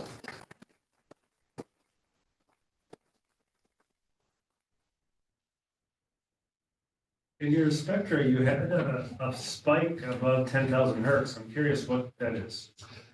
So that was all the recorders themselves have to have a frequency that they are using to move electricity through the system, right? And so in each of those, I could have filtered that out, but just because it was in all the recordings, it was easiest to just leave that there. But yeah, it wasn't an actual physical spike that you could hear in the real world. Good question though. Awesome. Okay, let's see. Let's take Emily first. Yeah. I was just wondering, how did you find doing more environmental work, and how does that, do you think, it seems like it does really complement the music side of things, so can you Yeah. expand on So I think both, so like, it really makes the musical things, it makes me have something that I'm tied to, right? And it continually, that kind of feeds back and forth, right? Like I'll be working on the data and listening to recordings and I'll hear something really interesting that I want to use in the music, or vice versa. I'll be working on the music and thinking about these things, and it makes me realize a way that I should be approaching the data, or approaching the analysis. So I think it's been a really useful way to be doing both of them at the same time, and kind of feeding back and forth. And it creates these platforms where like people who are interested in the music might come and listen to the music and hear about some of the data, and vice versa, right? Yeah. Derek, you had, yeah. Yeah, I was curious if you've gone through and like analyzed the tapes for individual like bird song and identified the species. Yeah, for sure. So the like with the acoustic index, it can go in and just say, okay, there's some bird activity happening. Well, there's also a platform called Arbamon, where you can go in and you have to know what the bird calls are, right? So I've had to start learning bird calls and identifying them and stuff. And also I'm working with an ornithologist who knows some of these bird calls, right? But once you identify one, you can start teaching machine learning algorithms and random forest models to then say, okay, well now you have one, start looking for it in all these other ways and identifying the species. So that's how those charts we were looking at the beginning of the heat maps of where they all were all from species identification models. Final question? I actually had two questions, but it's okay because I'll just ask the shorter one for right now. So I know that you're going to be taking an assistant professor position. Can't remember which university it is, but do you plan on using any of this in your lectures? Is that somehow transferable? Yeah, I mean, so one, I just think the mindset of approaching things from an interdisciplinary perspective, right? And just this idea of like, we don't need to be in these little cubby holes, right? Really informs how I'm approaching it. But everything, I mean, the kinds of programming things, and it's brought me into other musical spaces and use musical tools I wouldn't have used otherwise. So yeah, I think just from a general teaching perspective, but also from the tools I've had to learn how to use will really inform that work. And where are you going? University of North Carolina. Ah, nice. All right, well, I think it's time to give you your little swag for Fulbright Iceland. Well, thank you so much, and thank you all for your support. Yeah. Thank you so much.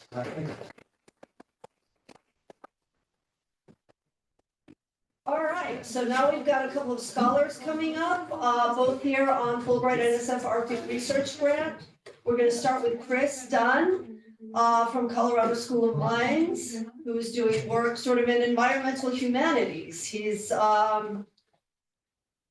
hosted by the Stephenson Arctic Institute up north, so he's also been living in Aquitaine. Let's hear what he has to tell us.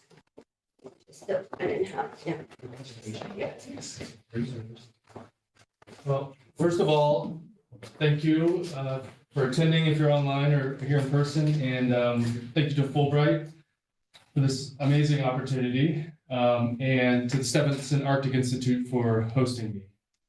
They've been very gracious, and it's been great. So my project is applying the environmental humanities and conservation management policy. I call it my quote final presentation because I'm here another 3.5 months, and I hope to do a good bit more.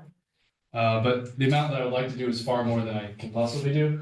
And I wanted to say that if you have any insights, perspectives, or corrections on anything that I'm saying, because there's a lot of interesting backgrounds here that I'd love to hear more about, because I'm bringing in a lot of different things.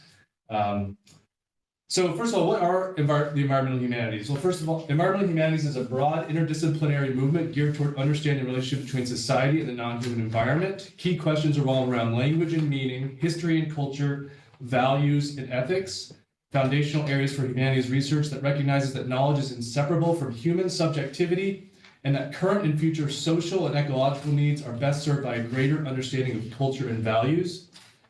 The movement is based on concepts and methods that, although also drawing on the more traditional science-based disciplines, are primarily derived from humanities disciplines such as literary and cultural studies, history, philosophy, and religious studies. And a term that I coined that I think of myself as doing is what I call practical environmental humanities. And this is bringing insights from humanities disciplines to bear on practical environmental issues. And it stems from conservation humanities, practical ethics, and field philosophy. basically I'm focusing on human dimensions of environmental issues, including politics, values, etc. So what are the issues that I'm actually looking at? Well, Iceland is in the process, it's been in the process for a long time of basically looking to balance in a relatively small place, it's about the size of Kentucky, Iceland, biodiversity conservation, energy development, wilderness protection, and tourism as the largest now part of the economy. So it's a lot to fit in basically in a relatively small place. And my main, but not exclusive, geographic site is Central Highland, which is most of Iceland. Not most, but a lot, like over 35%. So it's an area where ice and fire and creative tension. It's an area of high geodiversity, but low biodiversity. But there are very important oases of life, including globally significant nesting areas. So it's mainly important bird areas that are these oases, but also marshlands and fisheries and other things. There are unusual, varied, and sensitive areas. It's high desert. There are dust storms. It's very desolate. It's never inhabited. I say, well, nearly, because there are some early settlement sites and maybe some outlaws here and there, but basically totally uninhabited. And it's pretty. And another way to say that in academic ease is that it has high aesthetic value. And the Central Highlands is basically this red area in this little map here. So what have I done and what am I doing? I've conducted interviews. I participated in a sheep roundup in the Svartfjord region. I did an overnight Vatnajökull National Park visit with a district manager and U.S. National Park Service landscape architect. I visited sites in the park in the south with Thorvaldur Arnason of Hornafjörður Research Center. I investigated the history and values informing current discussions. I sought to bring U.S. perspectives and shared issues to bear on Icelandic issues, which can include things like the role of motorized groups, which I'll talk about in a minute, the history and philosophical underpinning of parks and wilderness movement, insight from similar parks and parallel issues in the States. Reading, I did a ton of reading of papers, policies, comments, literature, op-eds, etc. I reviewed comments, for instance, on the Central Highland National Park Act, on the proposed road closure in Vatnajökull, and a proposed road improvement in the southern region of the Highland. And I've given a fair amount of presentations and attended conferences, and I took a basic introductory Icelandic language course. I had some things I had planned. I'd like to visit the field with the Icelandic Space Agency. I'd like to visit some sites with the touring club. Maybe this is a little iffy, search and rescue coordination, do some independent field time in Central Highland, get more involved with the park. I'd like to find out more about the dust science and maybe try to get up into the Highland with some dust scientists if that's possible. And visiting Landsvirkjun interpretive sites, that's the Icelandic energy company, to kind of hear how they're representing the area and the energy development there. So research challenges are slow or non-responsiveness, lack of success in coordinating with certain relevant entities like the 4x4 group, and not directly involved in policy and planning. So I'm kind of at arm's reach to some of this stuff. So one example of bringing U.S. perspectives to bear on the Icelandic situation is Denali National Park. So Denali National Park, the national park system had something called Mission 66. And 66 here refers to the year 1966. So basically in the 1950s or so, after the war, the parks needed a lot of love. A lot of things were decrepit, and they also were envisioning more visitation, which was accurate. So they had a large improvement program in the works to build new roads, improve roads, build a lot of infrastructure, including visitor centers. And this was a park system wide. It was going to apply to Denali National Park in Alaska as well. And there was a certain biologist, Adolf Muri, who had been working in the area for many years prior to this, studying mainly wolves, most famously.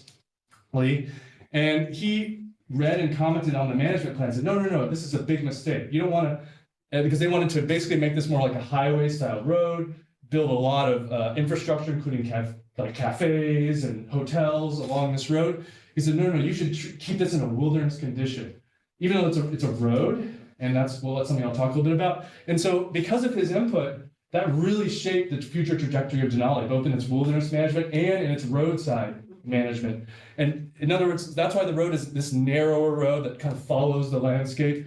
And that's why it doesn't have any infrastructure in this particular section, at least. Yeah, that's my photo. I have to sorry. So some of the interviews I have conducted have been with, for instance, faculty at the University of Iceland, environmental organizations, the Natural History Institute, so some ecologists and scientists, and planners and Ministry of Environment personnel. And I've also had informal discussions and done my best to get involved in the community life for some participant observation. I hope to do more of all of that. So conferences and public presentations that I have been involved in or will include the World Wilderness Congress coming up, which I will present some of my research from here. The annual conference of the Nordic Society for Aesthetics, Ice and Water, Circular Thinking on Cultural and Environmental Sustainability upcoming in Reykjavik, the University of Akureyri 4th Sustainability Conference, the University of Akureyri, I gave a polar law public lecture. I was able to go to Norway for the University of Stavanger Greenhouse Center for Environmental Humanities to run a give a talk and run a workshop. Of course, Arctic Circle Assembly, and I'm slated to give 2 talks in Hope, probably in June. And I was able to submit 2 publications that are basically accepted for publication using Arctic cases, not Iceland yet, but not exclusively Iceland, I should say. So these are just some photos of me giving talks, running workshops, visiting the park with some of the folks. And this is the sheep roundup that I was able to participate in. I was around this for a second. It's doing the Zoom video thing, but you get the idea. How do I get out of here? Oh boy. Okay. Yeah. So I was able to plug into community life as best I could. I prepared a dish for the Akureyri International Kitchen. What is that? It's a dish. It's a southern regional dish that no one has heard of that I have talked to, including Americans. It's called cheese straws. If you've ever heard of it, let me know. But it's something that, like at Christmas time, a friend of the family would bring, for instance, and that's a common purpose of it. I volunteered at Icelandic Airwaves, a professionally prepared cloud live on stage at Arctic Circle. I went on an overnight hut trip with the hike touring club in Akureyri, and this is me with the Icelandic heavy metal band Skálmöld hanging out, and I highly recommend. They're awesome. And I was also able, of course, to explore some Iceland and I do photography, so I was able to do a good amount of photography. That's me on the Northern Lights skiing, which was awesome. Wow. And so let's get into more of the academic side. So one question I had is, why did the Central Highland National Park Act fail? So the Central Highland National Park Act would have made a giant national park through most of the Highland. And the reasons are complex. I'm not going to read all of them, but it was a huge, ambitious idea at a fast pace, probably too much all at once, maybe better in stages. These are based on comments and discussions and interviews. There's issues of funding, including the current funding for Vatnajökull National Park. There's issues of authority and representation in terms of management and decision-making. There's issues of energy, and people we're coming at different sizes, that it does include energy and does include the capacity for more energy within the park. Some people didn't like it, some people didn't like it on the other side. Well, I forgot what I just said, but the opposite of what I just said. It was perceived as a threat to municipal planning power. It was perceived as a threat to motorized access, which I'll talk a bit about. And maybe the management was too skewed to neighboring municipalities rather than scientific and conservation experts, and maybe the Prime Minister lacked sufficient political savvy, and there's more to be said on that. And so now I've been investigating what's the aftermath. Since that failed in 2021, what's going on? What is the trajectory of conservation, or what's going on in the Highland? And the way that a metaphor I came up to kind of conceptualize the aftermath is what I call gravity centers. And I conceive of the Highland as kind of having 2 gravity centers that are opposites. One is the Vatnajökull gravity center, and the other is the southwest region, where it's the most visited and the most developed. And there's a big push right now for more development in the region, which there was a large Southern Highland like environmental assessment that's going on, and a proposed Kjol road improvement, which would basically turn one of these wilderness F roads, it's kind of a contradictory term, but less developed, into basically a highway that would connect to the north and south.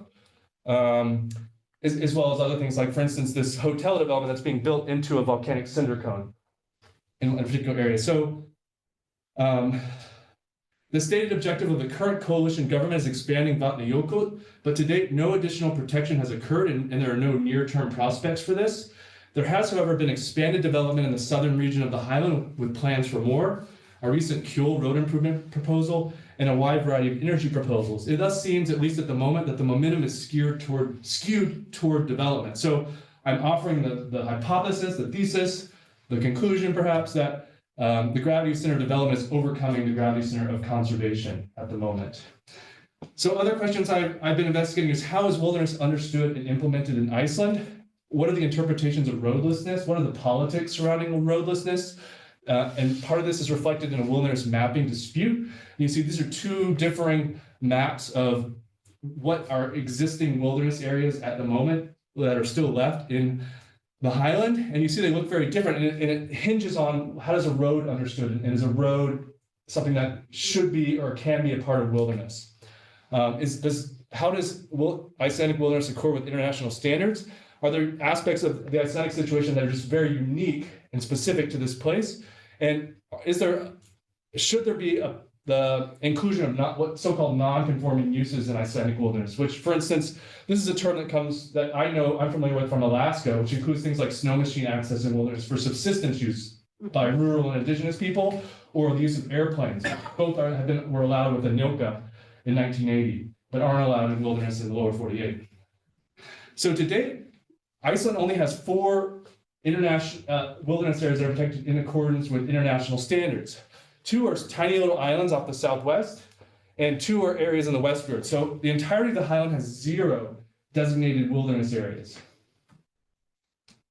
So a related question is, how do Icelanders understand and value their undeveloped landscapes? Is there a homegrown or robust environmental ethic within Iceland? What is the power and influence of motorized cultures? And what kind of pan-Nordic influences are there? And for one aspect of this is that there are far more restrictions in places on motorized vehicles in Norway, despite a shared Nordic so-called everyman's right, a right of access. And these are some photos I took of snow machine trails in the Akureyri area, and then a road, obviously. So I'm going to talk about motorized cultures in Iceland for a minute. So Iceland has a very kind of deep, really rooted, and I think strong motorized culture. That's kind of my takeaway. And it goes back to early highland for my purposes, to early highland explorations with automobiles in the 1930s. So this is this is like the first expedition into the highlands using an automobile. They're actually using a wooden boat to ferry this across the river because there were no bridges at the time, and they didn't have the super Jeep, which I'll talk about. And then in World War II, there was introduction of the Jeep to Iceland by the American military. And that's what really planted the seed for today's motorized cultures in Iceland. Then there was the gradual development of the super Jeep, so-called, which you're seeing here. And I'm sure you've seen them all around Reykjavik and in Iceland. And so super Jeep is a symbol of national pride for some. There's a lot of really interesting homegrown technical development that are involved. So for good reason, they're sort of proud of that. And there's actually been several Antarctic expeditions conducted using Icelandic super Jeeps.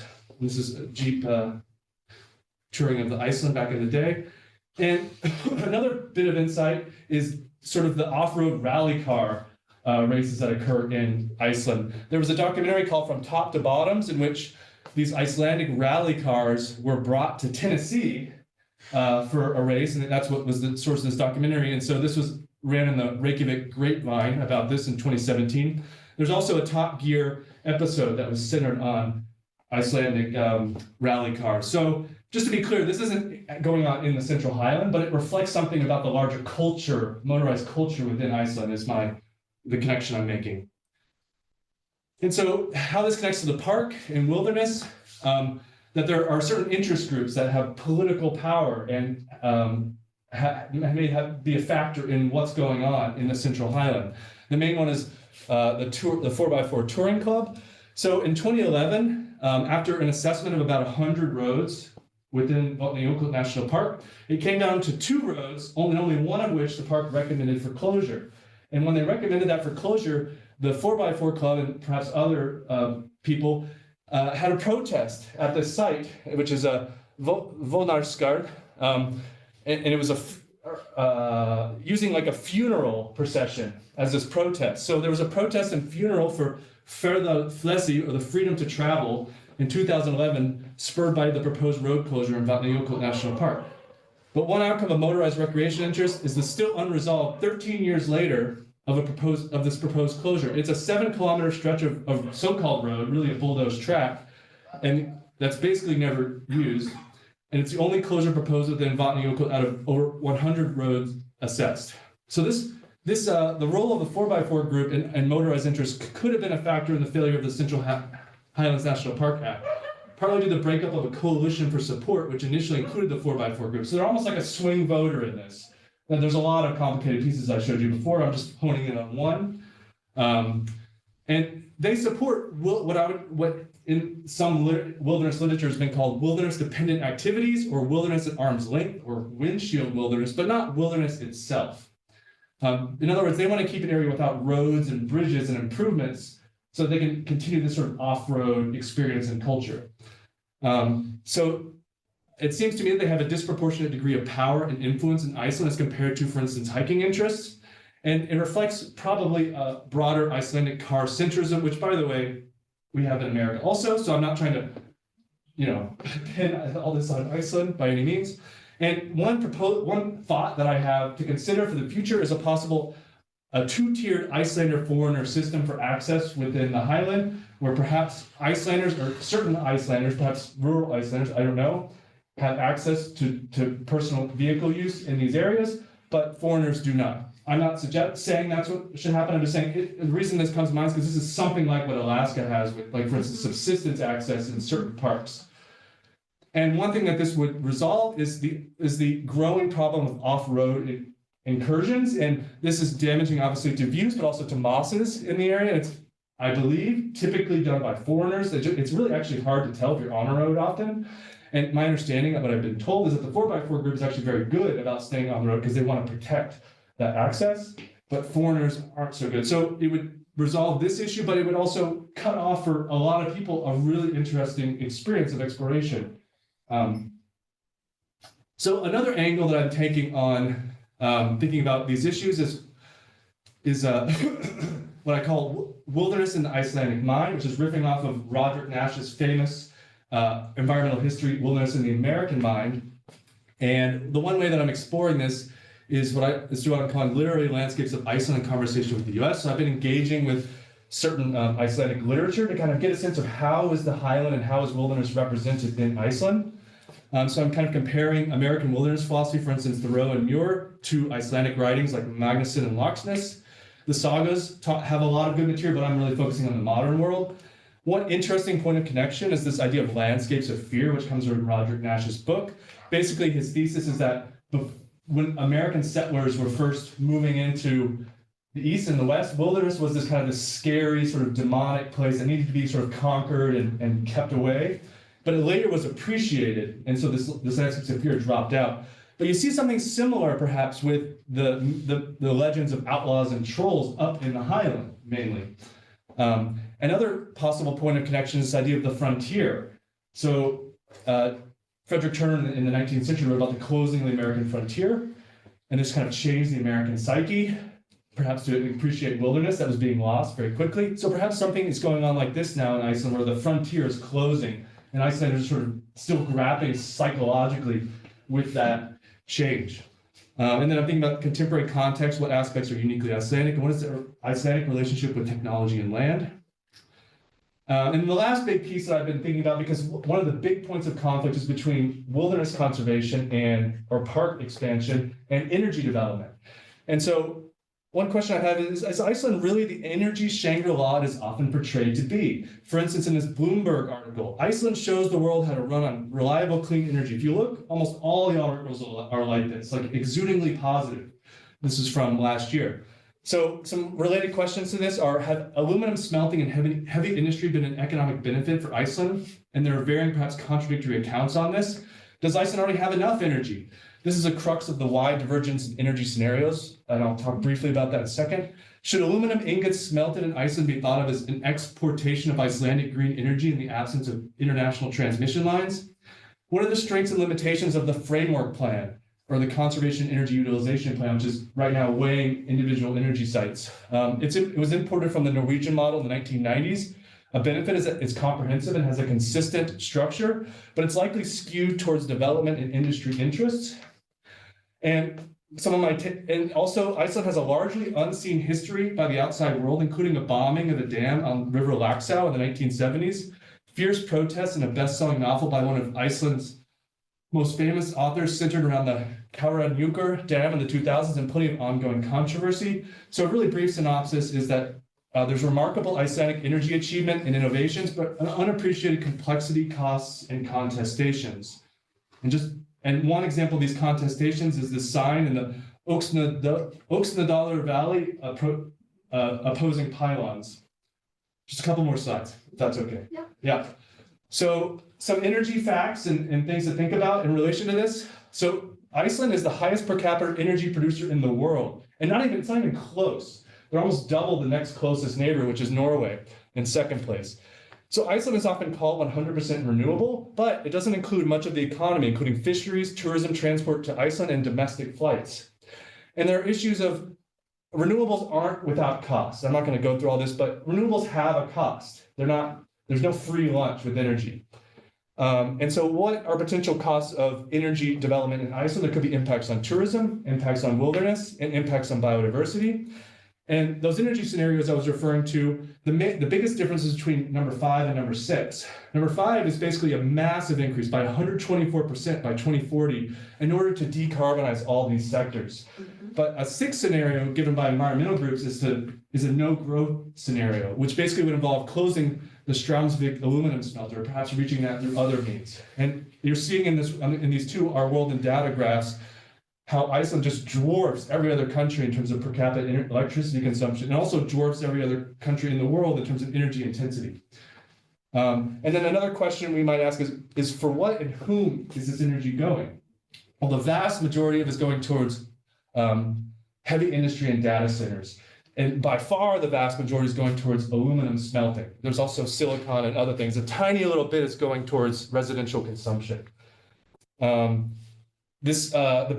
data center included Bitcoin until recently. There's been a recent shift, as you see in this article, that Iceland will curb Bitcoin mining and food security prioritization shift.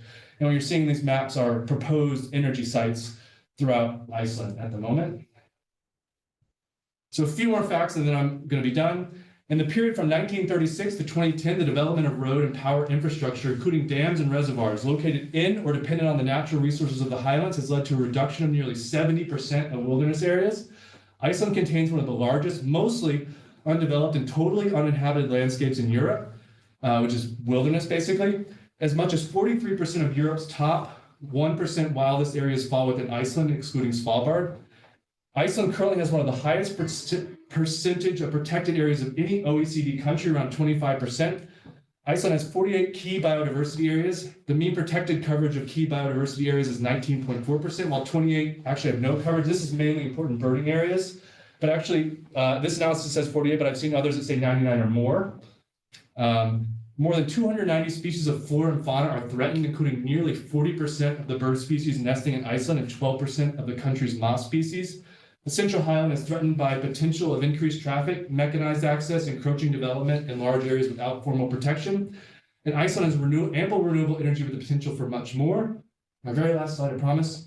I think I summarize this whole situation as a momentary paradox of success and failure.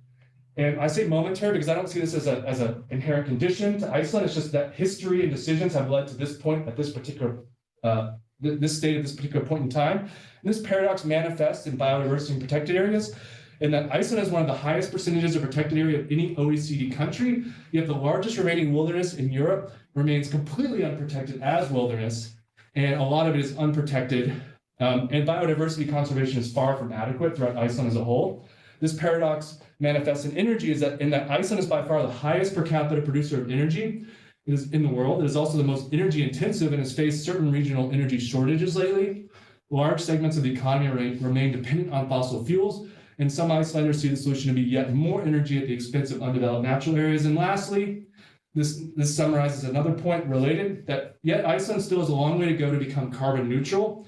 In fact, if you count emissions from land use, by some estimates, Iceland has the highest per capita emissions in Europe at 41 tons of CO2 or equivalent per year. More than half of this is emissions triggered by the draining of wetlands for farmland in the 1950s, with carbon still being released as the land dries.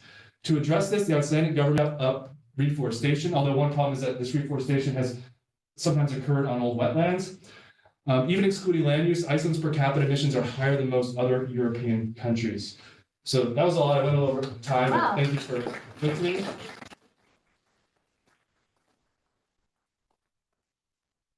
I'm sure that's gonna spark some discussion, very interesting, right? And So, if I have another minute or two later, I'll read you something really interesting, like a paragraph from this book. Yeah. Derek, So it seems to me Iceland's main climate impact is the flights for tourists. And I'm curious, well, if that is the case, but also, is there any plan to deal with that impact? Yeah, so the international flights, that's by far the hardest. So flights, aviation is considered a hard to decarbonize sector, along with like heavy industry, like steel making, things like this. But there are people working in general on hard to decarbonize sectors. People are hard at work. So like some ideas for flights are electric planes, but for long distance flights, that's not anywhere even remotely close, maybe even impossible. There's the potential biofuels, but biofuels have all kinds of problems. That's like something that's way beyond Iceland's sort of capacity, but Iceland rightfully and admirably is doing as much as they can thinking about these issues, even taking into account these broader systems in which they're embedded, which they don't have a great deal of control over. So yeah, aviation, that's a really hard one. I'd like to see giant like Titanic boats recrossing the Atlantic personally, but in trains and more public transit, I think there's a lot of directions to go. And there's also been some tests of electric domestic flights within Iceland, and I think Iceland even bought recently or somewhat recently an electric plane. So there's a lot of thought that's going into it. And at the sustainability conference, there was a fellow who presented on the fisheries industry and exploring alternative fuels for the fisheries industry, because that's another major part. I think methane was, Emily might remember, methane was like a big one. They were saying basically that it needs to be uniform across the country to make it affordable to switch away from fossil fuels for fisheries. So anyway, there's someone else, I'm gonna have to pass on to someone else who's an expert on the long distance aviation. That's what I know, yeah. Okay, just to build on that, yeah, Boeing, I'm pretty sure, is working on electrified aircrafts. So Yeah. that may, at least for, domestic flights around the country, that may be a possibility to help with Yeah. offsetting some of those emissions. Yeah, the main issue is weight, because right now the batteries you have to have a ton of energy stored to make a long distance flight, and that's a ton of weight worth of batteries. So until we can massively de-weight, that's a word, batteries, or come up with some totally alternative fuel, I don't know, hydrogen or little fusion reactor, I have no idea, but yeah. but we have one question, One question right? from Zoom. This is from Kathy Danda, another incoming Fulbrighter scholar.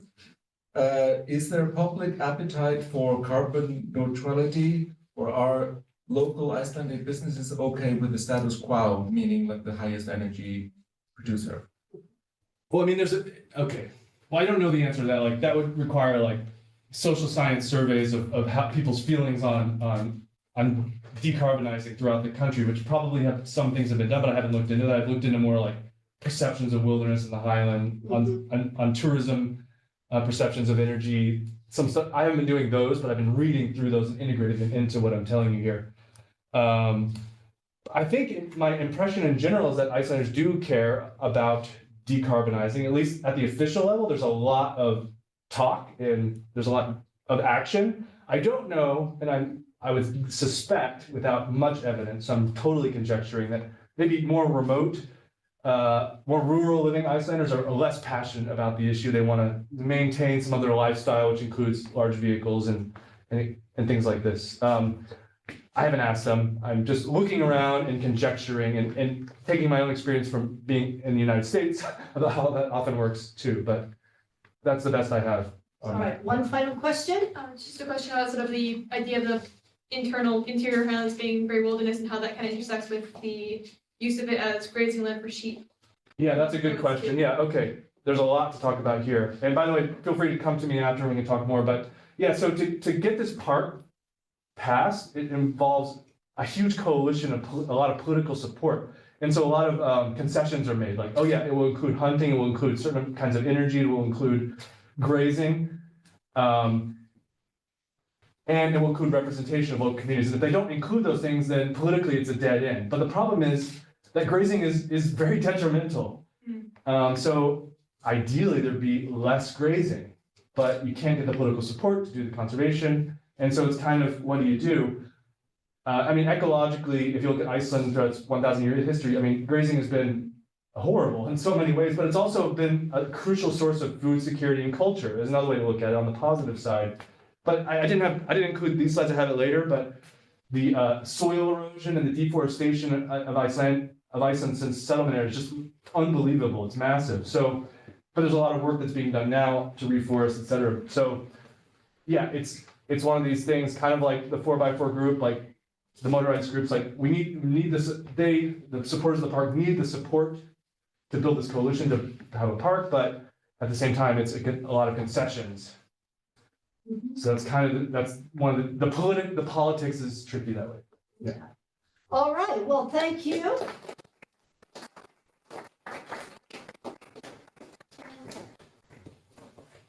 Here's your little Yes, thank you. memory of Fulbright Iceland.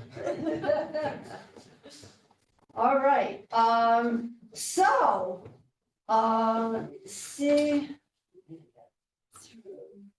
Yeah, I have a bunch of slides. In case there were questions, those are in other All presentations. right, let me see. Sorry. Yes, so final speaker of the day, Derek, thank you for being patient. Derek's a professor at Colorado State University and is also a Fulbright-NSF Arctic Research Scholar, and he's been hosted by the University of Iceland Institute of Earth Science, and he's been working on a very interesting project on the temperature of the tectonic plates and the Icelandic plume. So I'm going to let him get right into that, Derek. Floor is yours. Thank you. So I apologize, I have a little bit of a cold, so I might have to clear my throat a couple times. So my goal here is to characterize the temperature of the deep upwelling that is produced in Iceland. So the Earth is made up of a crust, a mantle that's solid, but it floats, like a glacier flows or silly putty moves, and then a core. And we think that for the thermal conditions of the Earth, that the hot material at the core will heat up the lower mantle and cause these upwellings called mantle plumes. And Iceland seems to be a mantle plume. It's focused under a mid-ocean ridge. It's like it's trapped there. And now as this hot material upwells, it starts to melt. It creates the basalt, which is creating Iceland, the island. So why do we want to know the temperature of the plume? Well, one, the temperature and composition of the upwelling affect the amount of basalt produced. So knowing the amount of basalt and the temperature, we can say something about the composition. And this tells us something about how mantle plumes interact with their surroundings. So there are questions that exist as to what mantle plumes really are made out of, and whether they are sampling something other than the bulk composition of the mantle. There also seems to be a variation in temperature with time. So this is the mid-ocean ridge. So you have two plates pulling apart here. Here's Greenland. And you see these sort of V-shaped anomalies. This is a picture of the gravity. And these V-shaped anomalies seem to be produced by hot pulses that have come from Iceland, creating a little bit of more basalt at various times. So we want to understand how the temperature varies. Another thing is that there has been predicted to be these hot fingers of material that extend from Iceland under Western Norway and Denmark, and also under Western Scotland. And this is S-wave velocity, this is seismic velocity in the mantle. And seismic velocities in the mantle generally correlate with areas of temperature variations. So low velocities correspond to higher temperatures. So this would imply that as the plume upwells here, that there's a finger of material that's going under Norway and under Scotland. Finally, the past track of the hotspot has been predicted to have gone under Greenland. Now, this is important because this may affect the heat that is going into the base of the Greenland's ice sheet. And this is important for understanding the retreat of Greenland's ice sheet. So one of the most unknown parameters that goes into ice sheet modeling in Greenland is the heat that comes from the surface of the Earth into the ice. And it's actually significant. So what we're trying to do is we're looking at a PN phase. So if I have an earthquake here, and then the energy travels at the base of the crust. So this is the crust, this is the mantle. At this interface here, you have a velocity jump. And this causes energy to travel right at the base, at the uppermost part of the mantle, and then it's observed at a seismometer. So this gives us a path that travels in the upper part of the mantle. And what we can do is we can measure the time between the earthquakes, when the earthquake started and when it's observed, and infer the seismic velocity variations at the top of the mantle. From these seismic velocity variations, we can estimate the temperature. So this is the data that I'm using. So the triangles here show earthquakes, and the squares, which are kind of hard to see, the red squares in here, show seismometers. The colored dots show the travel time of these PN rays, and these are shown as halfway between the source and the receiver. And it's just an approximation to give an idea of where we have good data coverage. These are color-coded by the relative delay. So it may be hard to see here, but under Iceland, there's a lot of red residuals. These are highly delayed. So that means there's very low velocities under Iceland. Here there's blue. That means these are advanced. They are going faster, so they're seeing higher than average seismic velocity. So we take this, and we take the ray paths, which are shown by the gray lines here, and then we can use inverse theory, as Nate talked about, to estimate the velocity, seismic velocity in this whole area, and we'll do a good job of estimating it in areas where we have a lot of crossing rays. So where we see this gray.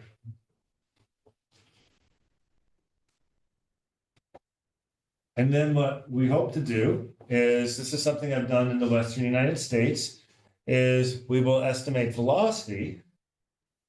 And then from this velocity, I can calculate the temperature. So this is the temperature at the MOHO, which is the base of the crust. And this is important because if the temperature is greater than 800 degrees, the lower crust will actually be partially molten. So here are some early results. We're still working on this, but this is the velocity structure at 50 kilometers in depth. This red area here shows where the crust goes below 50 kilometers.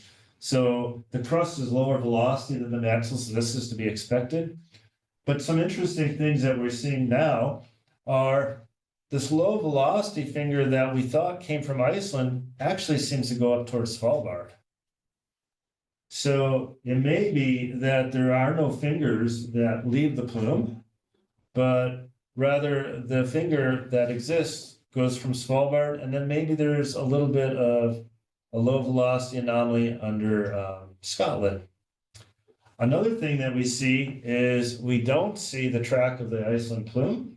So that is probably not affecting heat flux into Greenland's glacier. So that's what we have right now.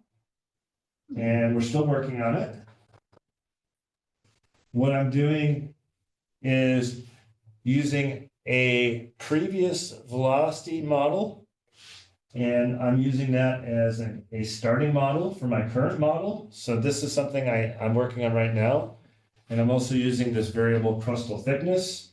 And so I'm going to use that as a starting model, and then I'm going to add the PM data, and then we will get more accurate results.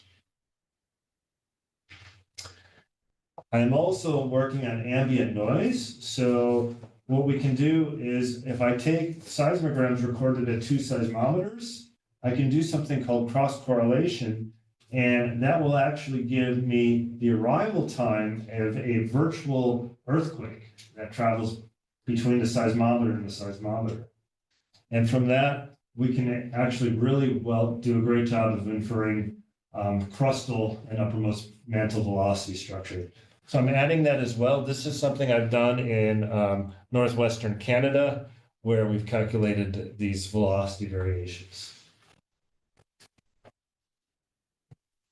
The next thing we're doing is we're working with basalt petrologists, so rock geochemists.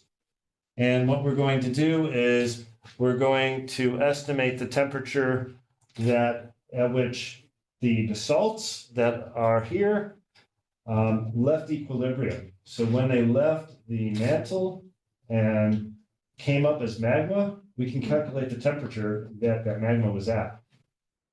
And so we do this by measuring aluminum in spinel in these olivine crystals.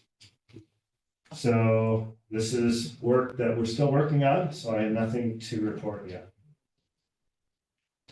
So, I missed one. Okay. So also, I was funded on 2 Fulbright international grants. So one, I went to the University of Bergen, Norway, and the University of Oslo. I gave talks. I was offered a residence in Bergen for next year based on my talk, where we will work on the temperature of the Scandinavian lithosphere. So the plate, the tectonic plate under Scandinavia, it varies widely in velocity, so we want to figure out what that means in terms of temperature structure. Temperature structure is important because that plays a role in the strength of the plate. And so if we want to understand deformation in mountain building, we have to understand various variations in the strength of the plate. I also went to the University of Madrid, where I worked for a week with a colleague, and we've got 2 projects that we're working on now to also estimate the temperature of the Wyoming Craton, which is just north of Colorado, and the Mackenzie Mountains, which is in northwestern Canada. So this is another thing that this ability to give a talk directly led to research collaborations.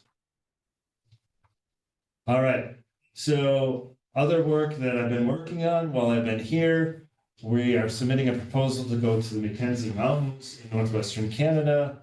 We're going to build on our work to look at heat flux into Greenland's glaciers. We will also figure out the crustal thickness of Greenland, which is important. We will look at the crustal thickness of the Mackenzie Mountains.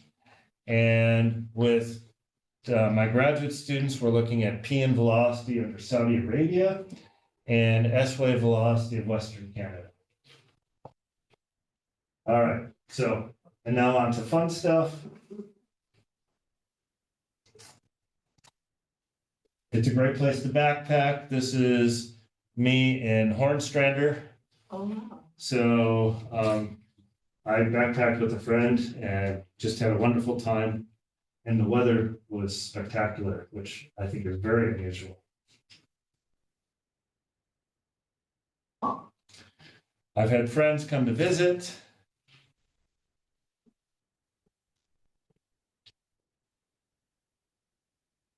my family's come to visit, so they came over Christmas and New Year's. It was so icy that my daughter here, her horse fell over. But everyone was fine. And this is from the Christmas cat. And this is the waterfall near Aquary. Cadafos. And this is in an ice cave. I've also joined a hiking club. It was interesting, as we sat down for lunch, everyone took out their thermoses and had hot chocolate. I didn't realize that it was such a common thing, so I have a thermos and I'm ready to go when our hiking season starts again. And then we've hiked up a couple mountains. I've been a member of a running club. So it was a great way to meet Icelanders. Everyone here is an Icelander other than me. So, and we run all over.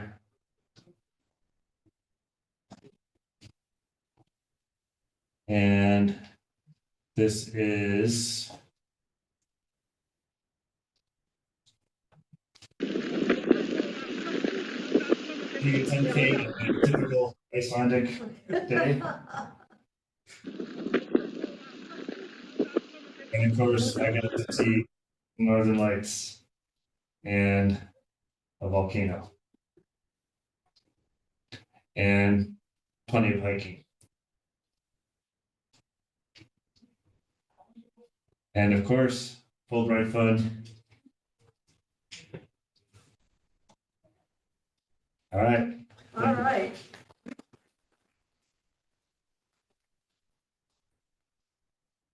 Yes, it's certainly a great time to be in geology or geophysics in Iceland these days. Yes. Do we have questions? Yep. So what day is the end of the world? It will happen after I leave in August. Thursday. Yes. Some Thursday. Yes. Yeah. So are you able to get viscosity estimates of the mantle if you have kind of this temperature data and then maybe some compositional data? Yeah, so what we would use is laboratory measurements. So we can't measure it directly.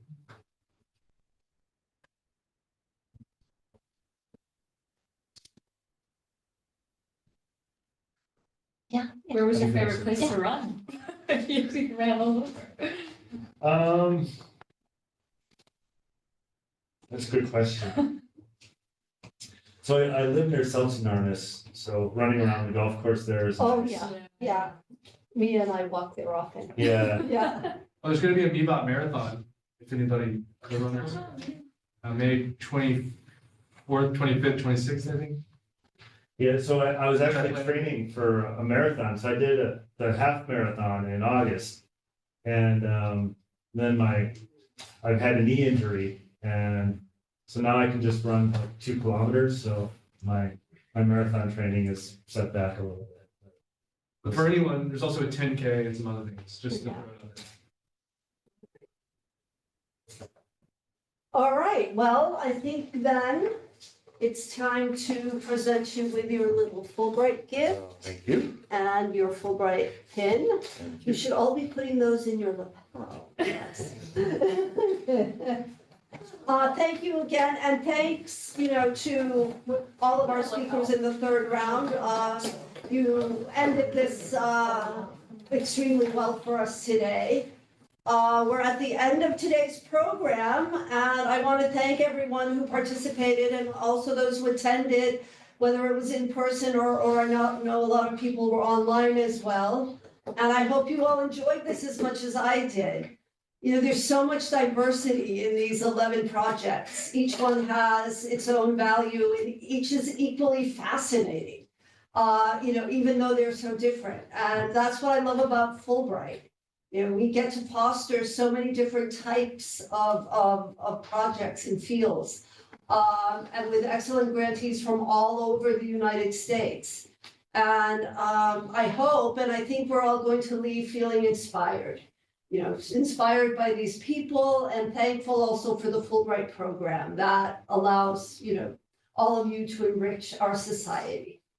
I want to give a big thanks to all of the grantees who presented today. You guys did a tremendous job and you made the commission, Fulbright Iceland, very proud. We're just thrilled that we've had the opportunity to host you here. Some of you are going to be leaving Iceland soon.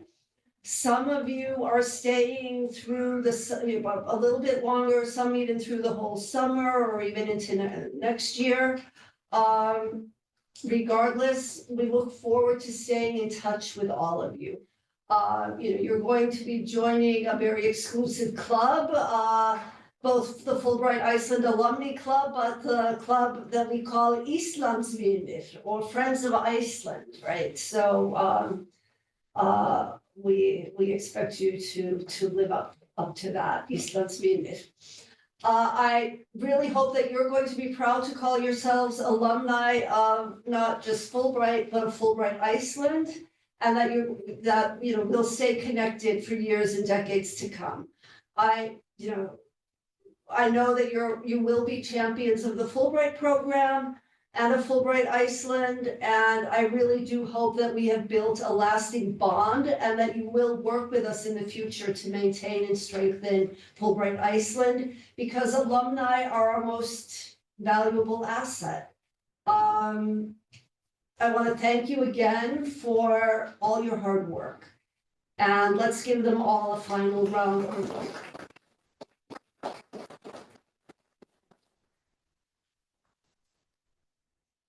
This is going to be our last event for the 23-24 academic year, our last Fulbright Forum.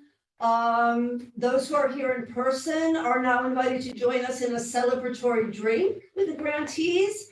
And I want to again thank everybody who tuned in or attended in person. If you're online, then obviously you can't join us for a drink, but I hope you'll have one at the end of the day anyway. And we look forward to connecting with you again through our Fulbright Forums in the 24-25 academic year, when we're going to be receiving another fabulous group of people here. So until then, goodbye for now.